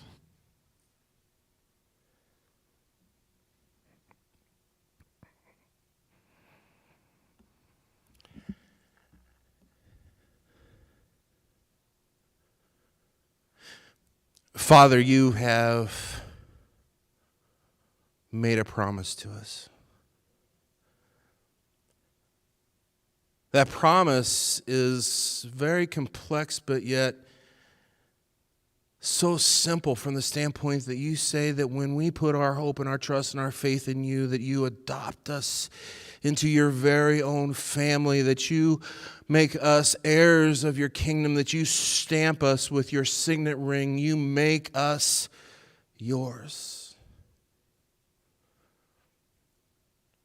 God, I pray that we understand that.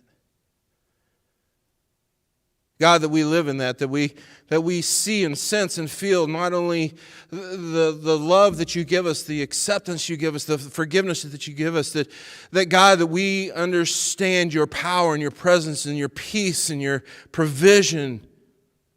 That God, you are the one who gives us all.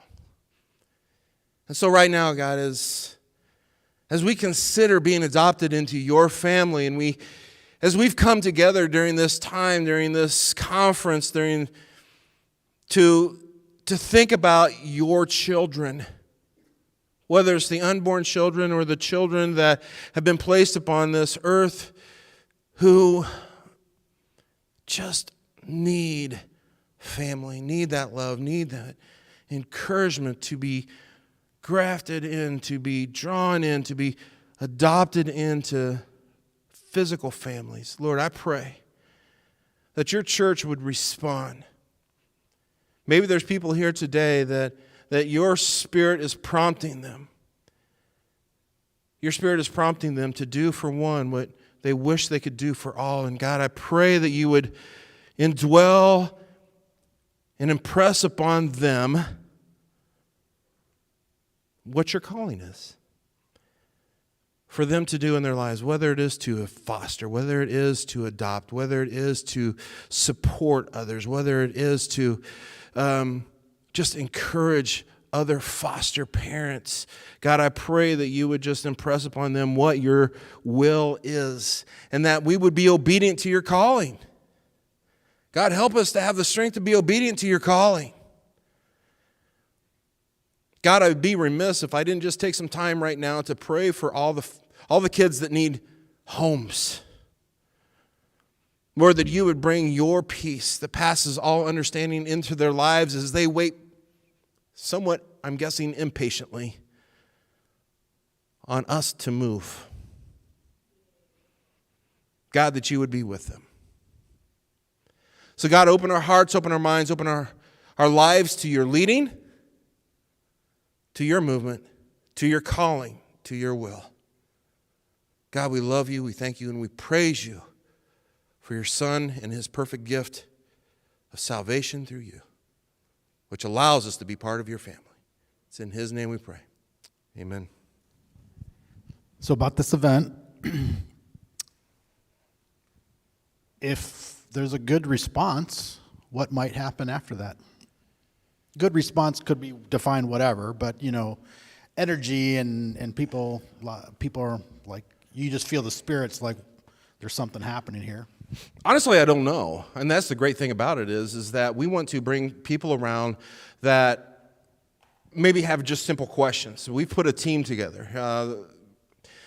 Tell me a little bit tell them about who's the team. So yeah, we put a team together of not only foster parents, of adoptive parents, some social workers who work in Illinois and Wisconsin, just people who have some general knowledge of how to make this happen. How can we help? And so this introduction class, if you will be an opportunity for people to come and maybe ask questions. How can I, if God is prompting you to help, how can I help? If God is prompting you to foster, how can I start this process? If God is prompting you to adopt, how can I start this process of adoption? If God is calling you to support, can I just tell you that adoption is not cheap, and we need financial support, okay? And so maybe that's what God is calling you to do. But how do you do that? How do I make these things happen? So we're going to have an introductory class, if you will, or time where we just gather around and we talk about the things that we can do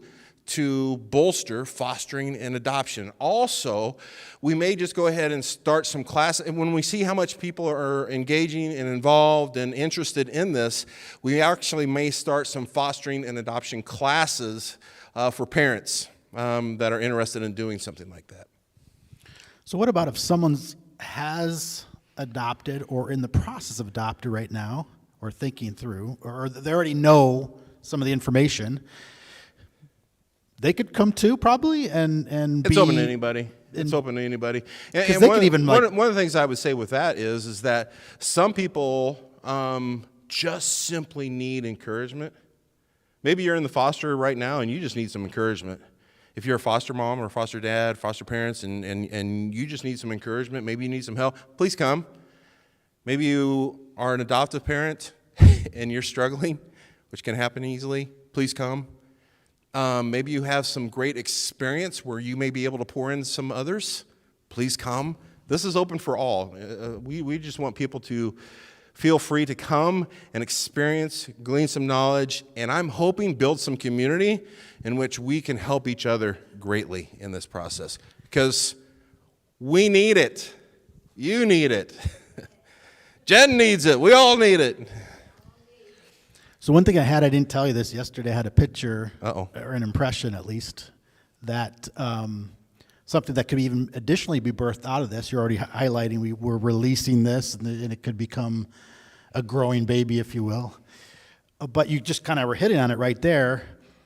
The impression was like a friendship group, a house group coming out of this that are mothers or couples that are in the process or have adoptive or foster parents for the main purpose just to hang out together, whatever, weekly, bi-weekly. This mother is having the hardest week, so we're going to pray for her. How is your week going? So, that could be potentially could come out of it if there's people that respond. Yeah, the wheels are turning on this, and let me just tell you, I didn't find out about this conference till like 4 weeks ago, and so the wheels are turning fast. So I'm not saying that this isn't, I don't mean that the short term of knowing what's going on is a negative thing. I actually think it's a positive thing because within 4 weeks, this team has come together. There's a lot of momentum with it. And so I look forward to seeing what God's going to do in this next season here. So we do have a phone number up there. We do have some of the cards out there to grab. If you don't feel it applies to you, still take a card or two and take it to work, take it to your church, and give it to somebody that you just feel like, I think maybe they could benefit from this. So be the little... invite the person that you just text. There you go. One last thing, is this going to be live streamed, do you think? Do we... More than likely, yes. Okay. We have the capabilities. It can be done. Okay, because you can use this channel. And by the way, this session that he just talked, and Jen... is archived, so if anybody wants to watch it later, like the ladies that are just not ready, Yeah. Well, they can watch whenever they want, months later. Thank you, Eric. Yep.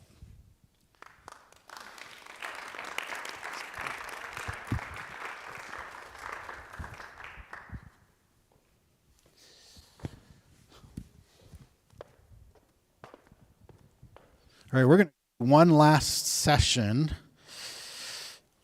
We're going to have 4 folks come up. The microphone, you guys come up.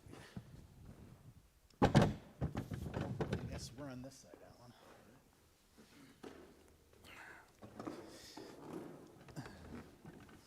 Alan. Jen, that was incredible. Thank you very much for being vulnerable.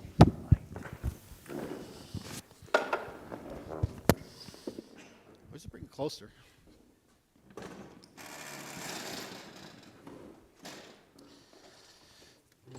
And as we're doing this, one last question for Alan. He came up there and talked about the abortion network. The Operation Outcry, there's women here who have testified. There's others that might testify. Can you just give a few more sentences on that database? And there may be other women that might want to partake with that. Thank you. Thank you. Yes. Operation Outcry is the movement of women who've been hurt by abortion and are willing to tell the courts and the world about the devastating psychological consequences and the severe depression and loss of esteem, the nightmares, the years of neglect of their own children sometimes, or overprotectionism, adversary reactions, all sorts of different kinds of things, which are all documented in both scientific journals and their own testimonies. I think the strongest evidence of what abortion does to women is what women say it does to women. I believe in women, and so I think we should listen to women. Operation Outcry is on the Justice Foundation website. And if you're a woman who's had an abortion, we urge you to get healing first, but then you can also go to Operation Outcry website at the Justice Foundation, Google Operation Outcry, and give your testimony. We will protect your identity and all your contact information. We'll use your name or your first name or your initials only as you direct us to do when we file the documents with courts and legislatures that are considering whether to ban or restrict abortion. And again, if it's not a good thing for women, then there's a better alternative. Anything else you wanted me to say about Operation Outcry? Hasn't this shown up at briefs to the Supreme Court? Yes, we file briefs in every case at the Supreme Court that deals with abortion. And the Supreme Court has listened to the testimonies of women hurt by abortion since 1992, when they said devastating psychological consequences, with 2007 when they upheld the federal ban on partial birth abortion. In the pro-life movement, every time we've had victories, it's because we've included the testimonies of women hurt by abortion. In the Dobbs case, which is the Mississippi case before the Supreme Court right now, which could result in the reversing of Roe v. Wade, which would then allow states to ban abortion, we have 4,728 legally admissible written testimonies in the briefs in our case, in our briefs in the Dobbs case. And the court can click on them on drop boxes and read all of those testimonies, and either the woman's name is there or her initials only or her first name, however she told us to do it. And it is very powerful. It's very, very powerful. There's a lot of lies the abortion industry gives. We heard Mary talking tonight about the counseling sessions. All they do is, it's really sales talk to overcome the objections.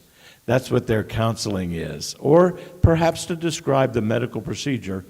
And abortion, when you're pregnant, it's really a psychosocial decision as to what you ought to be doing. And the woman goes in thinking someone will give her counseling. They're just there to sell abortions.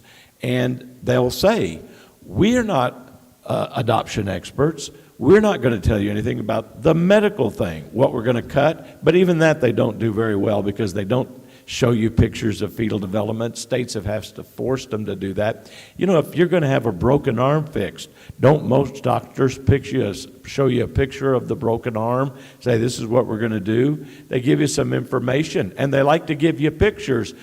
States won't show the woman the sonogram of the baby. States have had to require abortionists simply to do that. It's just pure scientific information, isn't it? It's a sonogram. Let the picture, which is worth 1,000 words, let the woman decide. Give her the truth. Give her the facts, if that's what you believe. I personally believe that abortion is a crime against humanity. It is so subject to fraud and misuse and abuse. It allows men to force women to have abortions once it's legal, that of course it should be illegal in every state in the nation. And everything I know about abortion came from women who had abortions. I've listened to the women. I've heard them testify. I've heard the cries. And when the Lord told us that the covenant with death would be annulled, he said the waters will overflow the secret place. Where is the pain of abortion right now? And the truth about it, a lot of it is locked up in women's hearts. And when they begin to cry and they have a place to explain the trauma, the truth comes out as well as the tears. And their voice is restored, and they become modern-day Joan of Arcs. So I'm going to explain in a moment what's going on up here, all four, but we all know who Alan is, and you all have met Edna, and I've invited Edna up here. She may or may not share anything, and that's okay. If she doesn't share anything, we're not cutting her out. It's just she's so full of wisdom, and she has these, what I will call prophetic, which is just impressions from God, and she might have something that contributes to what we end up sharing here, so that's why she's up here. But now we have a mystery guest. What is your name and where do you live? My name is Mary Browning. I live in Jefferson City, Missouri, and I worked for a decade for the Missouri Department of Social Services. So as a bridge, I'd like to talk just for a minute. I want to thank you, Miss Jen, and Pastor Tim, because I worked on the inside of that department. One second. We got to talk about you just for a couple more sentences, just because I know you're not going to talk about yourself. Some of these legal, general counsel, what does that mean in human terms? Provided legal counsel. It was supervision for the legal work done by the department, and also working with the governor's office, advising the governor's office, writing executive orders, writing legislation, testifying before the legislature. So the governor of Missouri leaned on you heavily legally to do work, right? That's correct. And I've heard people call you an expert in certain things you might not think of, but child stuff. Tell me a sentence or two about your expertise. And we'll call it expertise, so you have to accept this to call you that. All right, thank you. I've been an advocate for children for my professional career. It's a seed that was planted for me when I was a child, and and saw a child being neglected.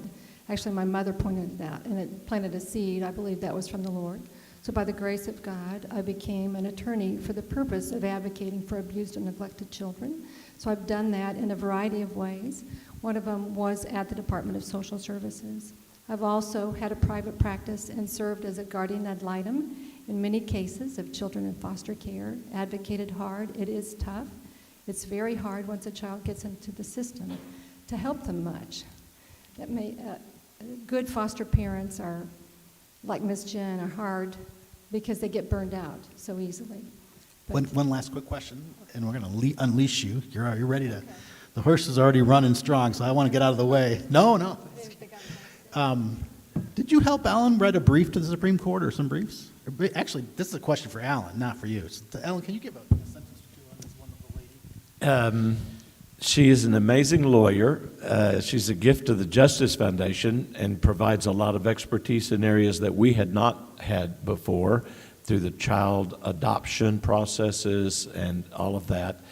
Also, she is a woman of Operation Outcry. She's had an abortion, and she's a professional woman, a lawyer, as you know. In the Louisiana case, I believe it was,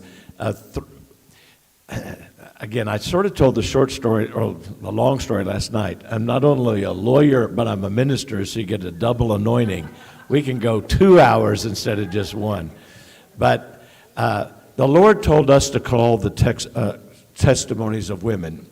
And I showed you the New York Times article where the Supreme Court listened to the women's testimonies. We know on page 22, 24 of their brief, the Supreme Court upheld the ban on partial birth abortion.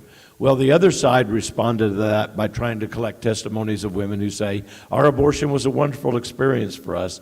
In the Louisiana case, they had 365 professional women, including former Supreme Court justices, Yale law professors, all these women who said, if it had not been for our abortion, we could not have been successful professional women. And that's right. So Mary called me and said, hey, we need to get some professional women and respond to that. And I said, well, let me see.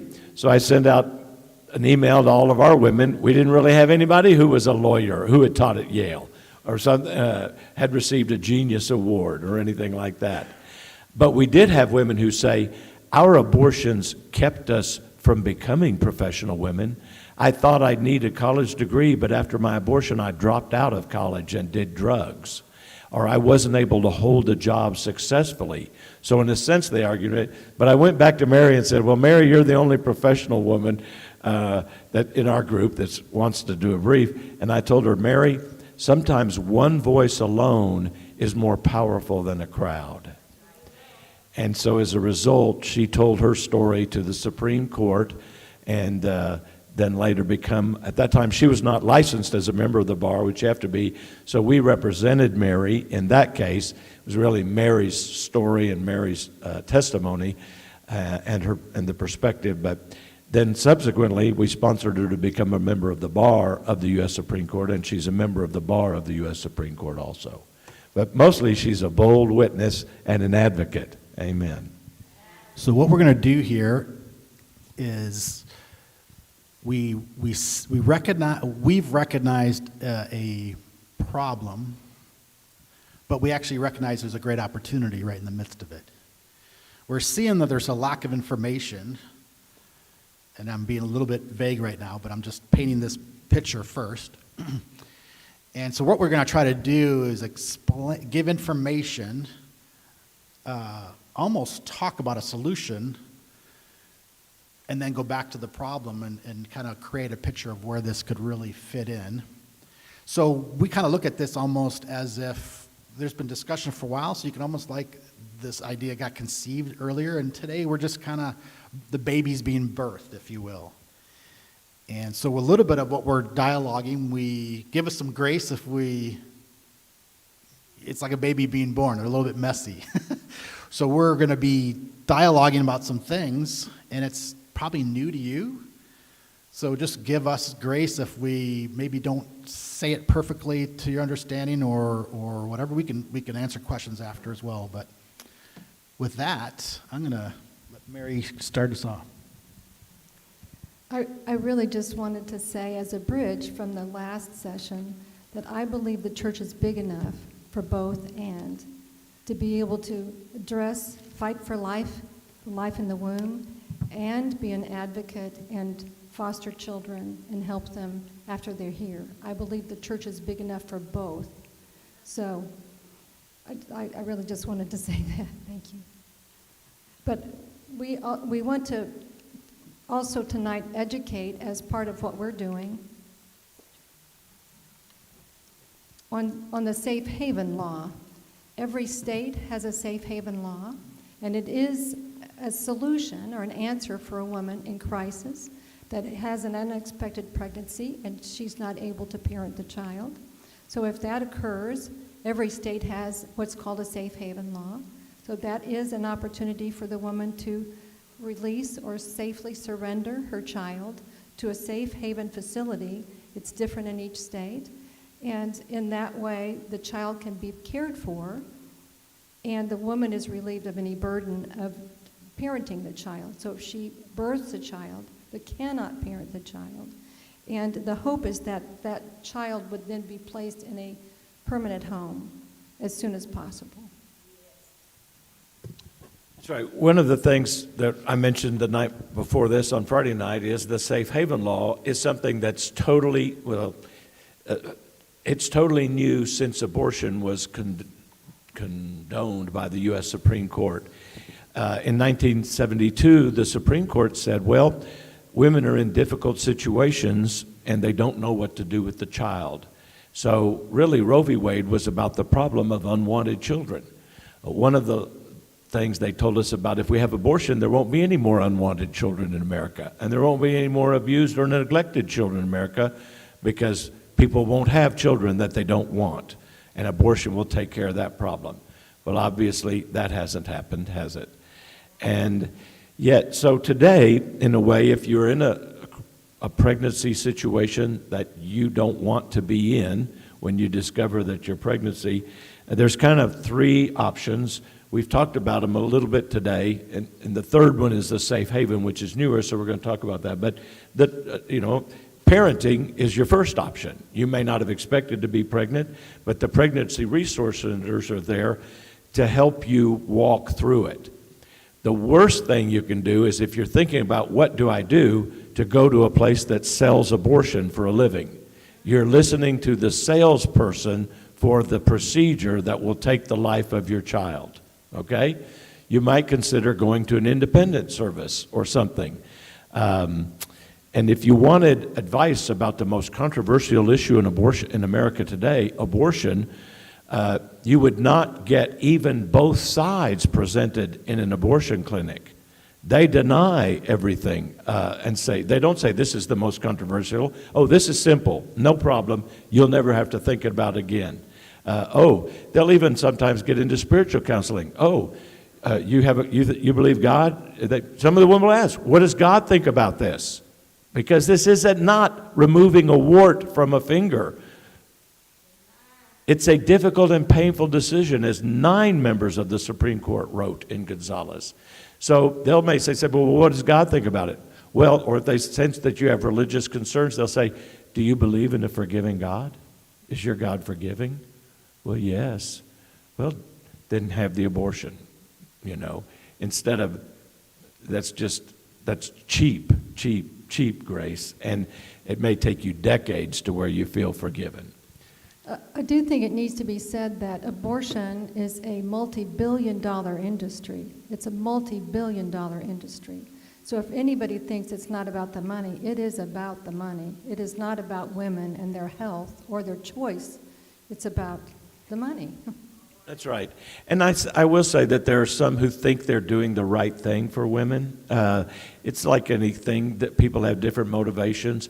But for example, I'll quote Amy Hagstrom Miller was the owner of the abortion business in Whole Women's Health versus Hellerstadt, a Texas case on hospital admitting privileges. And I call her the abortion owner. She's not an abortion doctor. She hires abortionists to come in and do the work. One of the arguments for Roe is it should be between a woman and her doctor. But if you listen to the women testifying, and most of the women in high-volume abortion facilities where most abortions occur, they don't see the doctor until he's performing the abortion. And they see someone who's trained to answer the objections, not to give her advice about adoption or safe haven law or anything else. And so that's the procedure. Now she can parent herself, or she can do a traditional adoption today. And Mary, maybe you want to talk a little bit about kind of the adoption process from the woman's perspective, really, right now. I've had a private practice for close to 20 years, and that's part of my practice, is handling matters involving adoptions. I certainly was also involved in adoptions when I was working with the foster care system. So in that sense, the woman, if she decides that she is not in a position to parent and she thinks adoption is the right course of action, she can find a child placing agency, and those are fairly simple to find. If you Google them, you can find them. She might also go to her local pregnancy resource center and be able to be directed to a listing of adoption agencies in her area. And in that place, she will receive counseling. There will be some discussion about how she's making that decision and what kind of support she has. It's generally a pretty in-depth for the woman at that point if she decides adoption is the course that she wants to go. And she will oftentimes, depending on what she wants to do, she might be able to select the couple that she would like to see adopt her child. She might also be able to negotiate an open adoption. Years ago, all adoptions were closed, and the parents, the biological parent that released her child to adoption wouldn't necessarily ever know who adopted her child. And there wouldn't be any communication. It was just over and done. But now in many states, in most states actually, there's the opportunity for open adoption, and that will determine with the adoptive parents what type of interaction the parent might have, the biological parent might have with the child after adoption. So the mother might get a birthday card and pictures once a year. She might be able at a certain age to write to the child. She might be invited into the birthday parties or send gifts, or could be part of, I've seen it where she's actually part of, she might visit once a month. If they have a family gathering, she might be included. And there's all kinds of varieties of ways that the mother might maintain connection with the child that is actually being raised by someone else. And so then the safe haven option is a new safe haven procedure. It's really not an adoption. That's one of the things I want to say. A safe haven is not a normal adoption. But safe haven gives the woman the longest period of time to decide what she would like to do with her child. And the reason I say that is because she has up until a certain period of time after birth, usually either 3 days or 30 days or 60 days or 90 days to decide what to do. The longest in the country that I know of is 1 year, and that's in South Dakota or North Dakota. And the reason it's a year is they started out with no limit whatsoever. And what would happen was that mothers of teenagers would bring their children in to be given back to the state. And I think they counseled most of them out of it, but they decided they better put a time limit in this. And it's, so that's a little bit of an outlier. But the other thing that the abortion industry will tell women when they tell them is, well, we need to take care of this right away for you because the risk goes up the longer you wait. And they talk about risk increasing, which is simply marginal and which is kind of a lie because no matter how long you wait, up until the moment of birth, they'll tell you that abortion is safe. And you might as well go ahead and have it safe abortion. So they never really give you much of a chance to make a informed and well-considered decision. So, safe haven, can we do a deeper dive, just in case people, they heard it a couple days ago, but let's just say we're in an office and a woman comes in and says, I just heard something about safe haven. I was on my way to get an abortion. What's safe haven? Then you guys can jump in. Give some details. Illinois as an example? I'd be glad to use Illinois. Do you want to get that slide? Pardon? You want the slide up? So we can put the slide up for put the slide for the 5-state region. So I'll talk just for a minute while they're pulling up the slide. I did an examination of 5 states, but since we're in Illinois, we'll just talk about Illinois. Each state is a little bit different, but in Illinois, the parent, that means the mother or the father, could take the baby to a safe haven, and I'll talk about who could be, what facilities are classified as a safe haven. So it could be the mother, it could be the father, or it could be another person. It doesn't have to be the parent. So they could take the child. The child would have to be not less than 30 days old. So a newborn that's not more than 30 days old. So we're not talking about a 6-month-old. We're talking about still a baby within the first 30 days of life. So if a parent or other person takes the newborn to one of the facilities, they would have to express an intent not to return for the child. If what they want to do, if what the parent wants to do is leave the child at a safe haven, they have to say, I'm not coming back. I'm leaving my child, my baby, and I won't be back. And their identification is not required. So they don't even have to say their name. The person bringing the child on behalf of a parent doesn't have to tell anybody's name.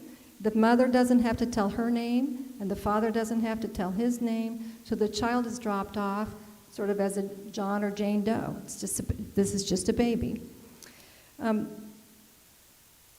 locations in Illinois that qualify as safe havens are the police station, a hospital, a fire station, or an emergency medical professional office, like a doctor, an EMT, or that kind of. Now, when the baby is safely surrendered to this safe haven, if the baby is not abused or neglected, there will be no consequence to the parent. So the child is taken to a hospital, there's a medical examination, and if the child is healthy and there's nothing wrong with him or her, then that would be considered a safe surrender by the parent, where they won't have any consequences for having what would have previous to the law been considered abandonment of the child, there are criminal implications for that. There's also implications for involuntary termination of parental rights, meaning if somebody just doesn't take care of their baby and abandons the baby, without the safe haven law, they could get prosecuted criminally. They could be held accountable and their rights terminated involuntarily, and that could also be held against them in the future if they had another child and that child was in the foster care system and there was a question whether or not the rights to that parent should be terminated. They can use the fact in many states that there had been a previous involuntary termination against the parent on a different child. So with the safe haven, there's no legal consequences, basically. The child is safely surrendered, and there's no consequences to the parent. What's the financial cost to the birth mother for this safe haven thing, There's no cost whatsoever. including the birth? Well, yes. Well, yeah, let me talk about that a bit. So we've talked about the three methods that result in a live child. There is a fourth option available to the woman that today, in every state, that results in a dead child, an infant life. That's called abortion, right? What abortion actually is termination of a life of a living, unique, separate human being. And you're right, the mother generally, may often have to pay for that abortion. There are some states that do cover it, but safe haven is absolutely free in all of the states, and it does not result in the death of a child. And there's numerous advantages over abortion. I'm going to talk about those. One, it's legally available in every state. It's totally free to the woman, unlike abortion, because most states don't cover it. It is equally available to the rich and the poor. The woman does not have to travel to another city or state, and she has longer to make her decision. She doesn't have to decide, right now, what am I going to do with this baby? And there may be uncertainty in her life and the situation that she has. She can wait up until, like some states like Texas, where I'm from, you have 60 days after the birth of the baby to safe haven the baby if you want. And I think it would be the woman who says, I want to safe haven the baby. It sometimes happens that women do want to transfer the children right now in the hospital, and hospitals are equipped to take care of the baby immediately and get the paperwork done. You can do this while you're in the hospital. The point Eric's referring to is if you're low income, so let's compare it to abortion. Would it be better to stop the killing of children and allow women to use adoption, or even if they don't want to be involved in the process, some women don't want to be involved, they can safe haven the baby. It's the least involving process for the birth mother because she simply drops the baby off or has a friend do it. So she gets the most time, it's the least cost effective. There's another reason that sometimes comes up. We've dealt with a lot of women's situations. Some women get abortions because they don't want to have anything to do with the father. The father may have been a criminal, may be a drug addict, or may have been drug seller or abuser or something. It may have been a one-night stand and the woman's pregnant. Well, under the normal law, if a baby's born, both mother and father have a legal relationship for 18 years. There are consequences to having sex and resulting in children.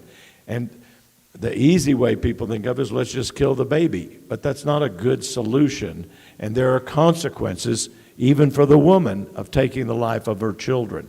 So we want to move to where we have a more just society, but a more humane society. Don't kill the baby. Don't hurt yourself, is what the Safe Haven law is saying to a woman. Don't hurt yourself. We don't want you to have devastating psychological consequences, but it's mercy for the mother. If you can't take care of a baby, and it is your choice, voluntary choice, if you feel you can't take care of a baby at this stage in your life, or even under Safe Haven, if you don't want to take care of a baby, because there's no legal requirement, you have to justify your reason. You don't have to explain it to anybody. You just drop the baby off, and it's done. And so it's mercy for the mother. Don't hurt yourself. Give us the baby. We as a society will help bear the burden. But does that mean that then there's going to be 600,000 children in foster care every year, which we've heard today? There are not as many families wanting to adopt foster children, though there are, as there are women who want to adopt newborn babies. And I mentioned it the other day, but many women feel that they can take care of a newborn baby, and they want to take care of a newborn baby, and they may not feel competent to take care of a neglected or abused child. And so it's a way of helping every section of the societal issue in this case. And we have more to talk about here in what I would call sort of the place after, I'm just going to call it post-Roe, what else there is available.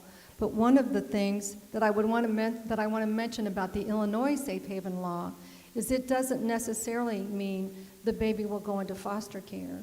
In a lot of states, when the baby is taken to a safe haven facility, the Child Protection Agency will be called, and the baby will go into the system. I have similar concerns that Ms. Jen and Pastor Tim have expressed to you all, and probably many people would. A system that's not ready for that kind of an influx of children, if there were a lot, wouldn't be a good plan in the big picture.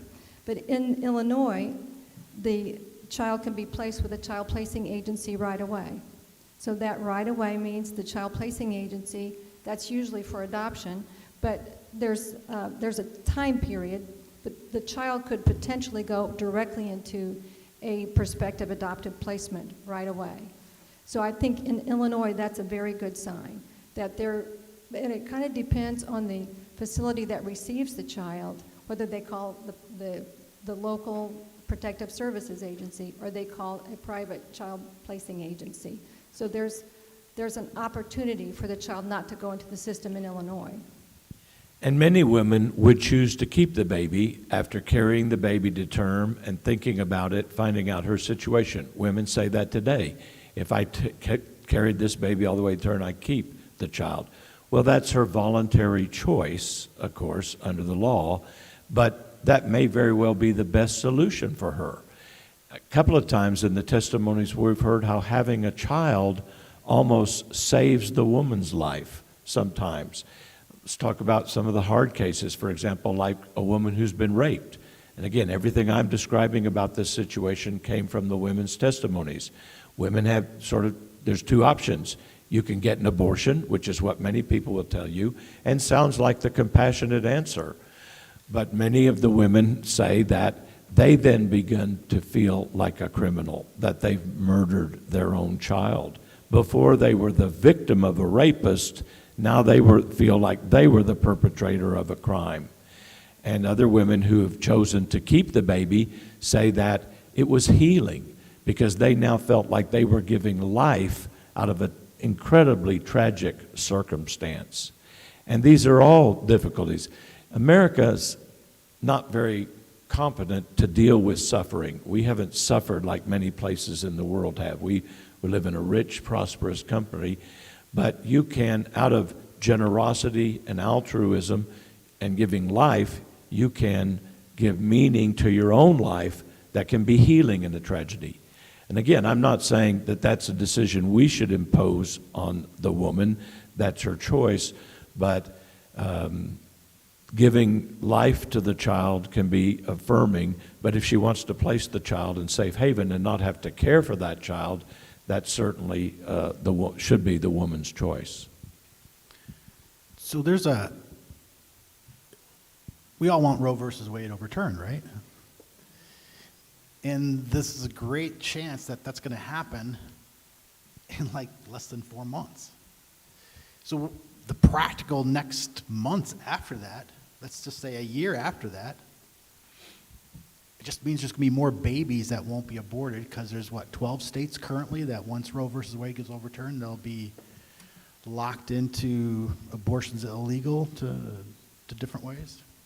And more states will do. So the bottom line is, if you really want Roe versus Wade overturned, and I believe y'all do, then you're being drafted into this army the Lord is creating to help the birth moms not to abort, help in some way like what we heard Jen and Tim with the foster care adoption, in whatever expression.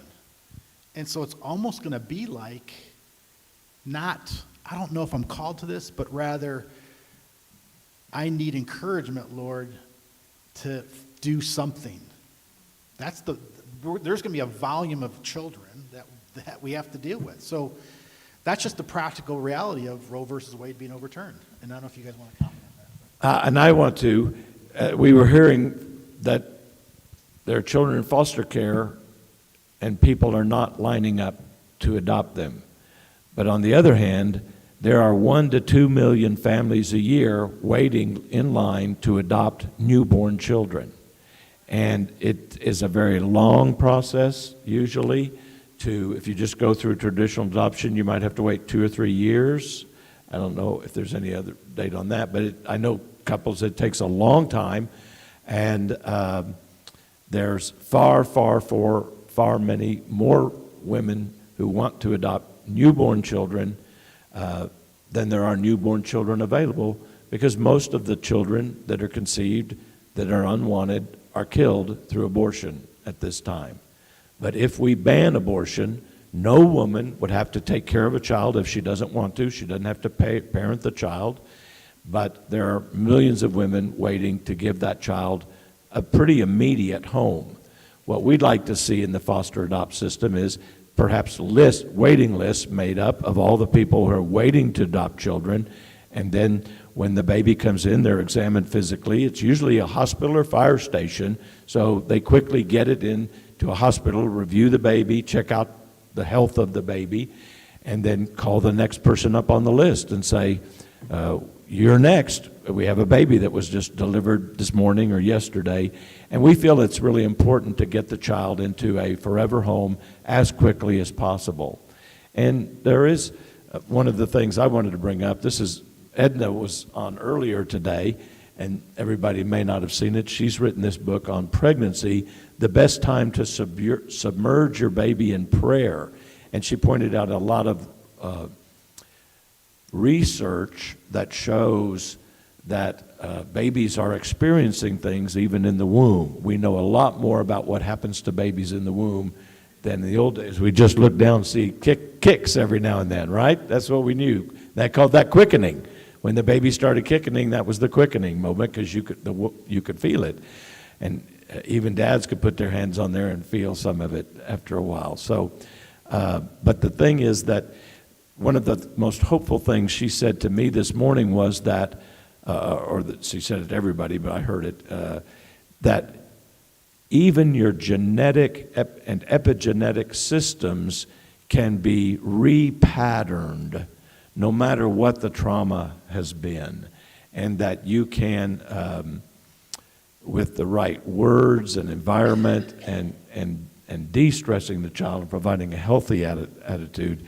And the most healthy would be addressing spiritual needs too. So we want to get mechanisms in place to bless the babies and to help them with prayer and comforting and getting them into a home quickly. So, As a companion to that, we'd also like to see some care of the mother, or the surrendering father, the surrendering parent, where we may want to bless her and give her an opportunity to speak some words of hope or a blessing over her child before she releases the child. So there's just a variety of issues we're looking at in the interim. And are you all thinking of going to college campuses? So yeah, let me just bring in a lot of this information into a made-up situation, although it's actually happening. And I'll get you guys to comment on this. So Planned Parenthood has 74% of their buildings right off a college campus. That's the most latest stat. The 18 to 24-year-olds are the highest targeted audience that most abortions occur in. So a college woman, she realizes she just found out she got pregnant. She's walking to the Planned Parenthood facility because that's kind of all she knows. She doesn't know about Safe Haven. She bumps into someone or she sees a poster and it speaks of, she hears the first time, Safe Haven. And it all of a sudden causes her to stop and say, there's an alternate here. I need to investigate this further. So they get invited to the local pregnancy resource center, who there's a trained person, trained meaning they have the working knowledge of Safe Haven, which we have here. And that person counsels, gives truth, and helps that woman so that she has a better, more information and a more accurate decision, if you will, of what she wants to do with this baby. That would probably increase the number of babies being born. And then this process of she gets to the point of birth, has the baby, she has this time frame. Each state is different. What is it, like 30 for days for Illinois, 45 for Missouri, I think. Yes. So it can be as short as like 3 days in California. So mostly it's 30 days usually, but 3 days, 30, 60, or 90 are the common dates. It's 3 for Wisconsin, which is a neighboring state for us here, and also Michigan, 72 hours, 3 days. And there's a single website called the Safe Haven Alliance that has all of the states, and you just click on your map, on your state on the map, and they'll tell you where you can drop it off and how long you have to do it to release the baby. That's the key data to have. But this needs a lot of public awareness. Even in the short term, having the knowledge of Safe Haven can save some children right now from being killed by abortion, because the more options women have, the more likely some women will want to choose that option. So it needs a lot of public awareness now, but even after the reversal of Roe v. Wade, then it can be a solution that is available to help women. And why would we not let them, why would we want to get rid of abortion? Because it's killing a human being. Mm-hmm. That's the option that we don't usually let any member of society use to get rid of some problem that they have, and this is a human being in the womb. So just going back to that image, the lady's in the pregnancy center and chooses to have the baby. While that comes, she goes through the process of praying for the baby in the womb. She gets maybe classes on mothering, financial planning, so when she has the baby, she's more ready to answer the question of, am I ready to be a mom or not? And the Safe Haven thing is a little bit of a, like, I'll just call it a sweet spot, I guess, where there's a little bit of time for the birth mom to get past the birth, a couple days past the birth, okay, I'm done with that finally, and actually make a real life heart decision of, should I be the mother or not of this baby? And if not, go through some process of grieving before letting go of the baby. And then we'll just use Illinois, the 30 days, and day 29, it's clear with her relationship with the pregnancy center or a Safe Haven helper person, helping her in this process so that if she decides to let go of the child, the adoptive family would be called, that day, hey, the baby's tomorrow. And the adoptive family wouldn't have to go through any kind of pain of the baby being pulled back because the safe haven time is up. So is that a possibility that something like that could occur? I think that could occur, and I think it could occur. We don't have to wait for post-row, even though I mentioned post-row earlier. I think we could do it now. There's nothing that prevents us from looking into this and getting something established that mirrors these pieces. The foundation. I think we're in a time of establishing a foundation. But I have to piggyback because it's so. In one example that had a study that was done, this woman, she became pregnant. She wanted to abort the baby. Her husband was not. He wanted to have the baby. So anyway, they had the child. But the baby was examined. He was perfectly well physically, but he would not suck the milk from the breast. So they checked him out. He was perfectly well. His mouth was well. So what they did was they took another woman who had given birth and had breast milk, and the baby just sucked, and desperately. They put it back to her. So the baby knew, you don't want me, I don't want you either. Rejection was there. Now, why do I bring this? Because if part of this foundation, we are preparing the mother. Let's say I became pregnant. Let's say I was raped. I know I don't, in my case, okay? I don't want it. I don't want it, brings too many memories, whatever. But if we have a good foundation, we would be then using the mother would be speaking to the baby. You see, I love you. And although I'm not going to keep you, because I love you so much, because you are the image of God, I'm going to give you an opportunity to be with a loving family. So what you're doing is, you're not only working with the mother, you are preparing that baby so he will not be born with this feeling of rejection and having to heal, because the healing already started. So there's so much that can be done. So can you throw up that last, we'll end with this, that poster up there. Planned Parenthood has tons of money in marketing, so to communicate an effective message of truth that would confront their lies. So this poster maybe would be something like the story that Jane Doe is going to the Planned Parenthood. She bumps into this thing, and some of those thought bubbles are what pregnant women are thinking about. And I'm forgetting some of the phrases, trying to look, but so the purpose of something like this would be to stop them in their tracks from going to the abortion center and to say, what is this safe haven? And then we can help, and there'd be contact information on the bottom for that local pregnancy center.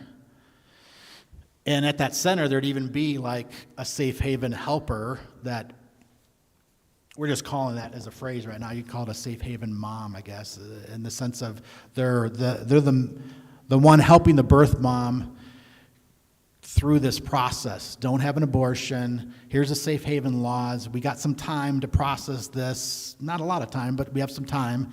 Do you want to be the birth mom or not? Because in the very bottom line, I think God wants the birth mom to hold their babies. But in some situations, that's not the best case. So if you're interested in so like I said, this is just starting. We're just kind of birthing this. We've been praying about it. We've been talking about. We've talked about legal stuff and trying to develop contacts at college campuses around America. We're getting some already. And we're just, actually, the Lord's going ahead of us. I don't want to be dramatic like we're doing something amazing. We're actually just saying yes to the Lord, and these doors are opening, and we're just going through the doors. And so it's evolving quickly, kind of like Tim said earlier about the foster care thing. That's what's happening with us. Things are happening really quickly. And no kidding, because Roe versus Wade is going to be overturned in a couple months. I'm just declaring that. So if you're interested, there's an email here, and actually we had to update it. It's actually safehavenmoms@gmail.com. The mom is just the helper. But so safehavenmoms@gmail.com. If you're interested in kind of going along with this journey with us, and maybe you might want to participate with us as we let this baby grow a little bit further. And 3 months, 6 months from now, we'll have a lot more ability to describe the baby, just like in real life. A baby in 3, 6, 9 months is bigger. In due time, it has teeth, it has color hair, and it gets more descriptive. You can talk about the baby. So we're just launching this today. They're already working on it, but we're just birthing it, if you will. And we're moving forward. And if you want to join along, come let us know, and we'll do something with you. So in effect, we're saying if you want to be a safe haven advocate and learn how to be it, then contact them at this address, and Eric and the group are going to be exploring it more and learning how to help people be safe haven advocates. And we need safe haven advocates all across the country. There are already adoption agencies. There's already pregnancy resource centers, but there aren't people trained to be safe haven advocates. There is the Safe Haven Alliance, and they're kind of a coordinating, they have a lot of information about it, but they need help in every state. And this group wants to start with Safe Haven Advocates, Safe Haven Moms, Safe Haven Project, whatever it's going to end up being called. And what we're really seeing the Lord tell us is to go out there and find those people and pull them out, and then help them get to the resource center, help them to get to the adoption agencies, help them get information about whatever. It's kind of we're taking the land back. Yes, I would say it's trying to provide a balance of the onslaught of information women get about abortion. We're trying to provide a balance, which is life. And there are many options. One of them would be safe haven, or one of them is safe haven. One of them is adoption. Another one might be a family member might take guardianship, like Pastor Tim did. I've handled a lot of those as well, and that can be a very beautiful thing too. So if we can channel the woman that thinks she cannot parent and get her to resources, and she can learn she can keep her own child, or there are several options. We just want to balance the message, which is really a death message. It's a spirit of death. We want to balance that with the spirit of life. And I think the church is big enough to help the children in foster care and the children in the womb. And it needs to be big enough, so that's even a prayer. And the church will have to be very gracious and allow Christian lawyers to be in the process and have forgiveness. Because it is a spiritual and a legal battle. So that's why we're here. It's not just a legal battle, and sometimes the church will say, well, that's not my field, and we need Christian lawyers. And I think there's kind of a revival going on among Christian legal education in this country. There are some good Christian law schools that are really exploding. So that's good news too. So we need a revival everywhere, even among lawyers, or especially so, I should say. So we're going to have to wrap up here, because I'll come back to you in a sec. Just real quick. We have to wrap up, so we're not going to have a chance for a quick question and answer. But like I said, you can always contact safehavenmoms@gmail.com and engage with us further. Or afterwards, we have to actually be out of here, so if you're going to have questions, you have to go out to the audience out there. But we'll start with you. Wrap up if there's any final statement. Okay, so when was the safe haven law approved? What year? It started in 1999, but it took until 2016 for all 50 states to pass it. But So today, my math is not good at all. So we're in 2022, it was approved or over in All 20? states have it. So how Today, many all years is 50 that? states. How many years is that? 6 years for all states. Okay, 6 years for all states. I heard of it for the first time. How about the rest of you? Yeah, if this conference is the first time you've heard about Safe Haven, why don't you raise your hand? Or, okay, If it's the first time, everybody else knew about the safe haven law? Okay. You're an advanced crowd. Right. Very Right. advanced. There's a lot of stories So, of it. my being- people perish for lack of what? Knowledge. And one last question is, what happened in the last couple of months that Safe Haven all of a sudden is breaking out in the media? It's a spiritual breakthrough on December 1st. Yes, on December 1st in the oral argument in the Dobbs case, Justice Amy Coney Barrett questioned the abortionist, why doesn't the Safe Haven law eliminate the burden of parenting? And that was part of why we have Roe v. Wade. So that was her question. It's gotten a lot of publicity. The New Yorker on Valentine's Day did an article about Justice Amy Coney Barrett. And so, some people that we need to just speak up in America are people who were adopted and had good families and are glad they're happy about it, and adoptive families. At our banquet about 2 years ago now, I guess, we had some adoption stories, and we've helped facilitate adoptions, and we talked about Safe Haven. And really, when we had a crowd of about 200 people, I said, how many of you are adopted or know an adopted person? And about 2/3 of the audience knew that. And so, like everything in life, parenthood is a good thing, but there are some bad parents. So, there have been some bad adoption situations. That tends to get publicity. We need more positive adoption stories, which are out there, but most people just consider it a private matter, and that's okay. But we need some of those stories being shared. I also would like to say that I do also think, as Ellen has mentioned, it requires people who have had abortions or participated or been a parent of a child that's been aborted to speak out, because it is something that we keep hidden and in the dark. So I think this is something that we just need to cast off the shame, and the recovery efforts, the recovery programs that were mentioned earlier are part of that. And then invite us all together to help in this situation, whether it's children in foster care or children in the womb or mothers who are trying to make a decision.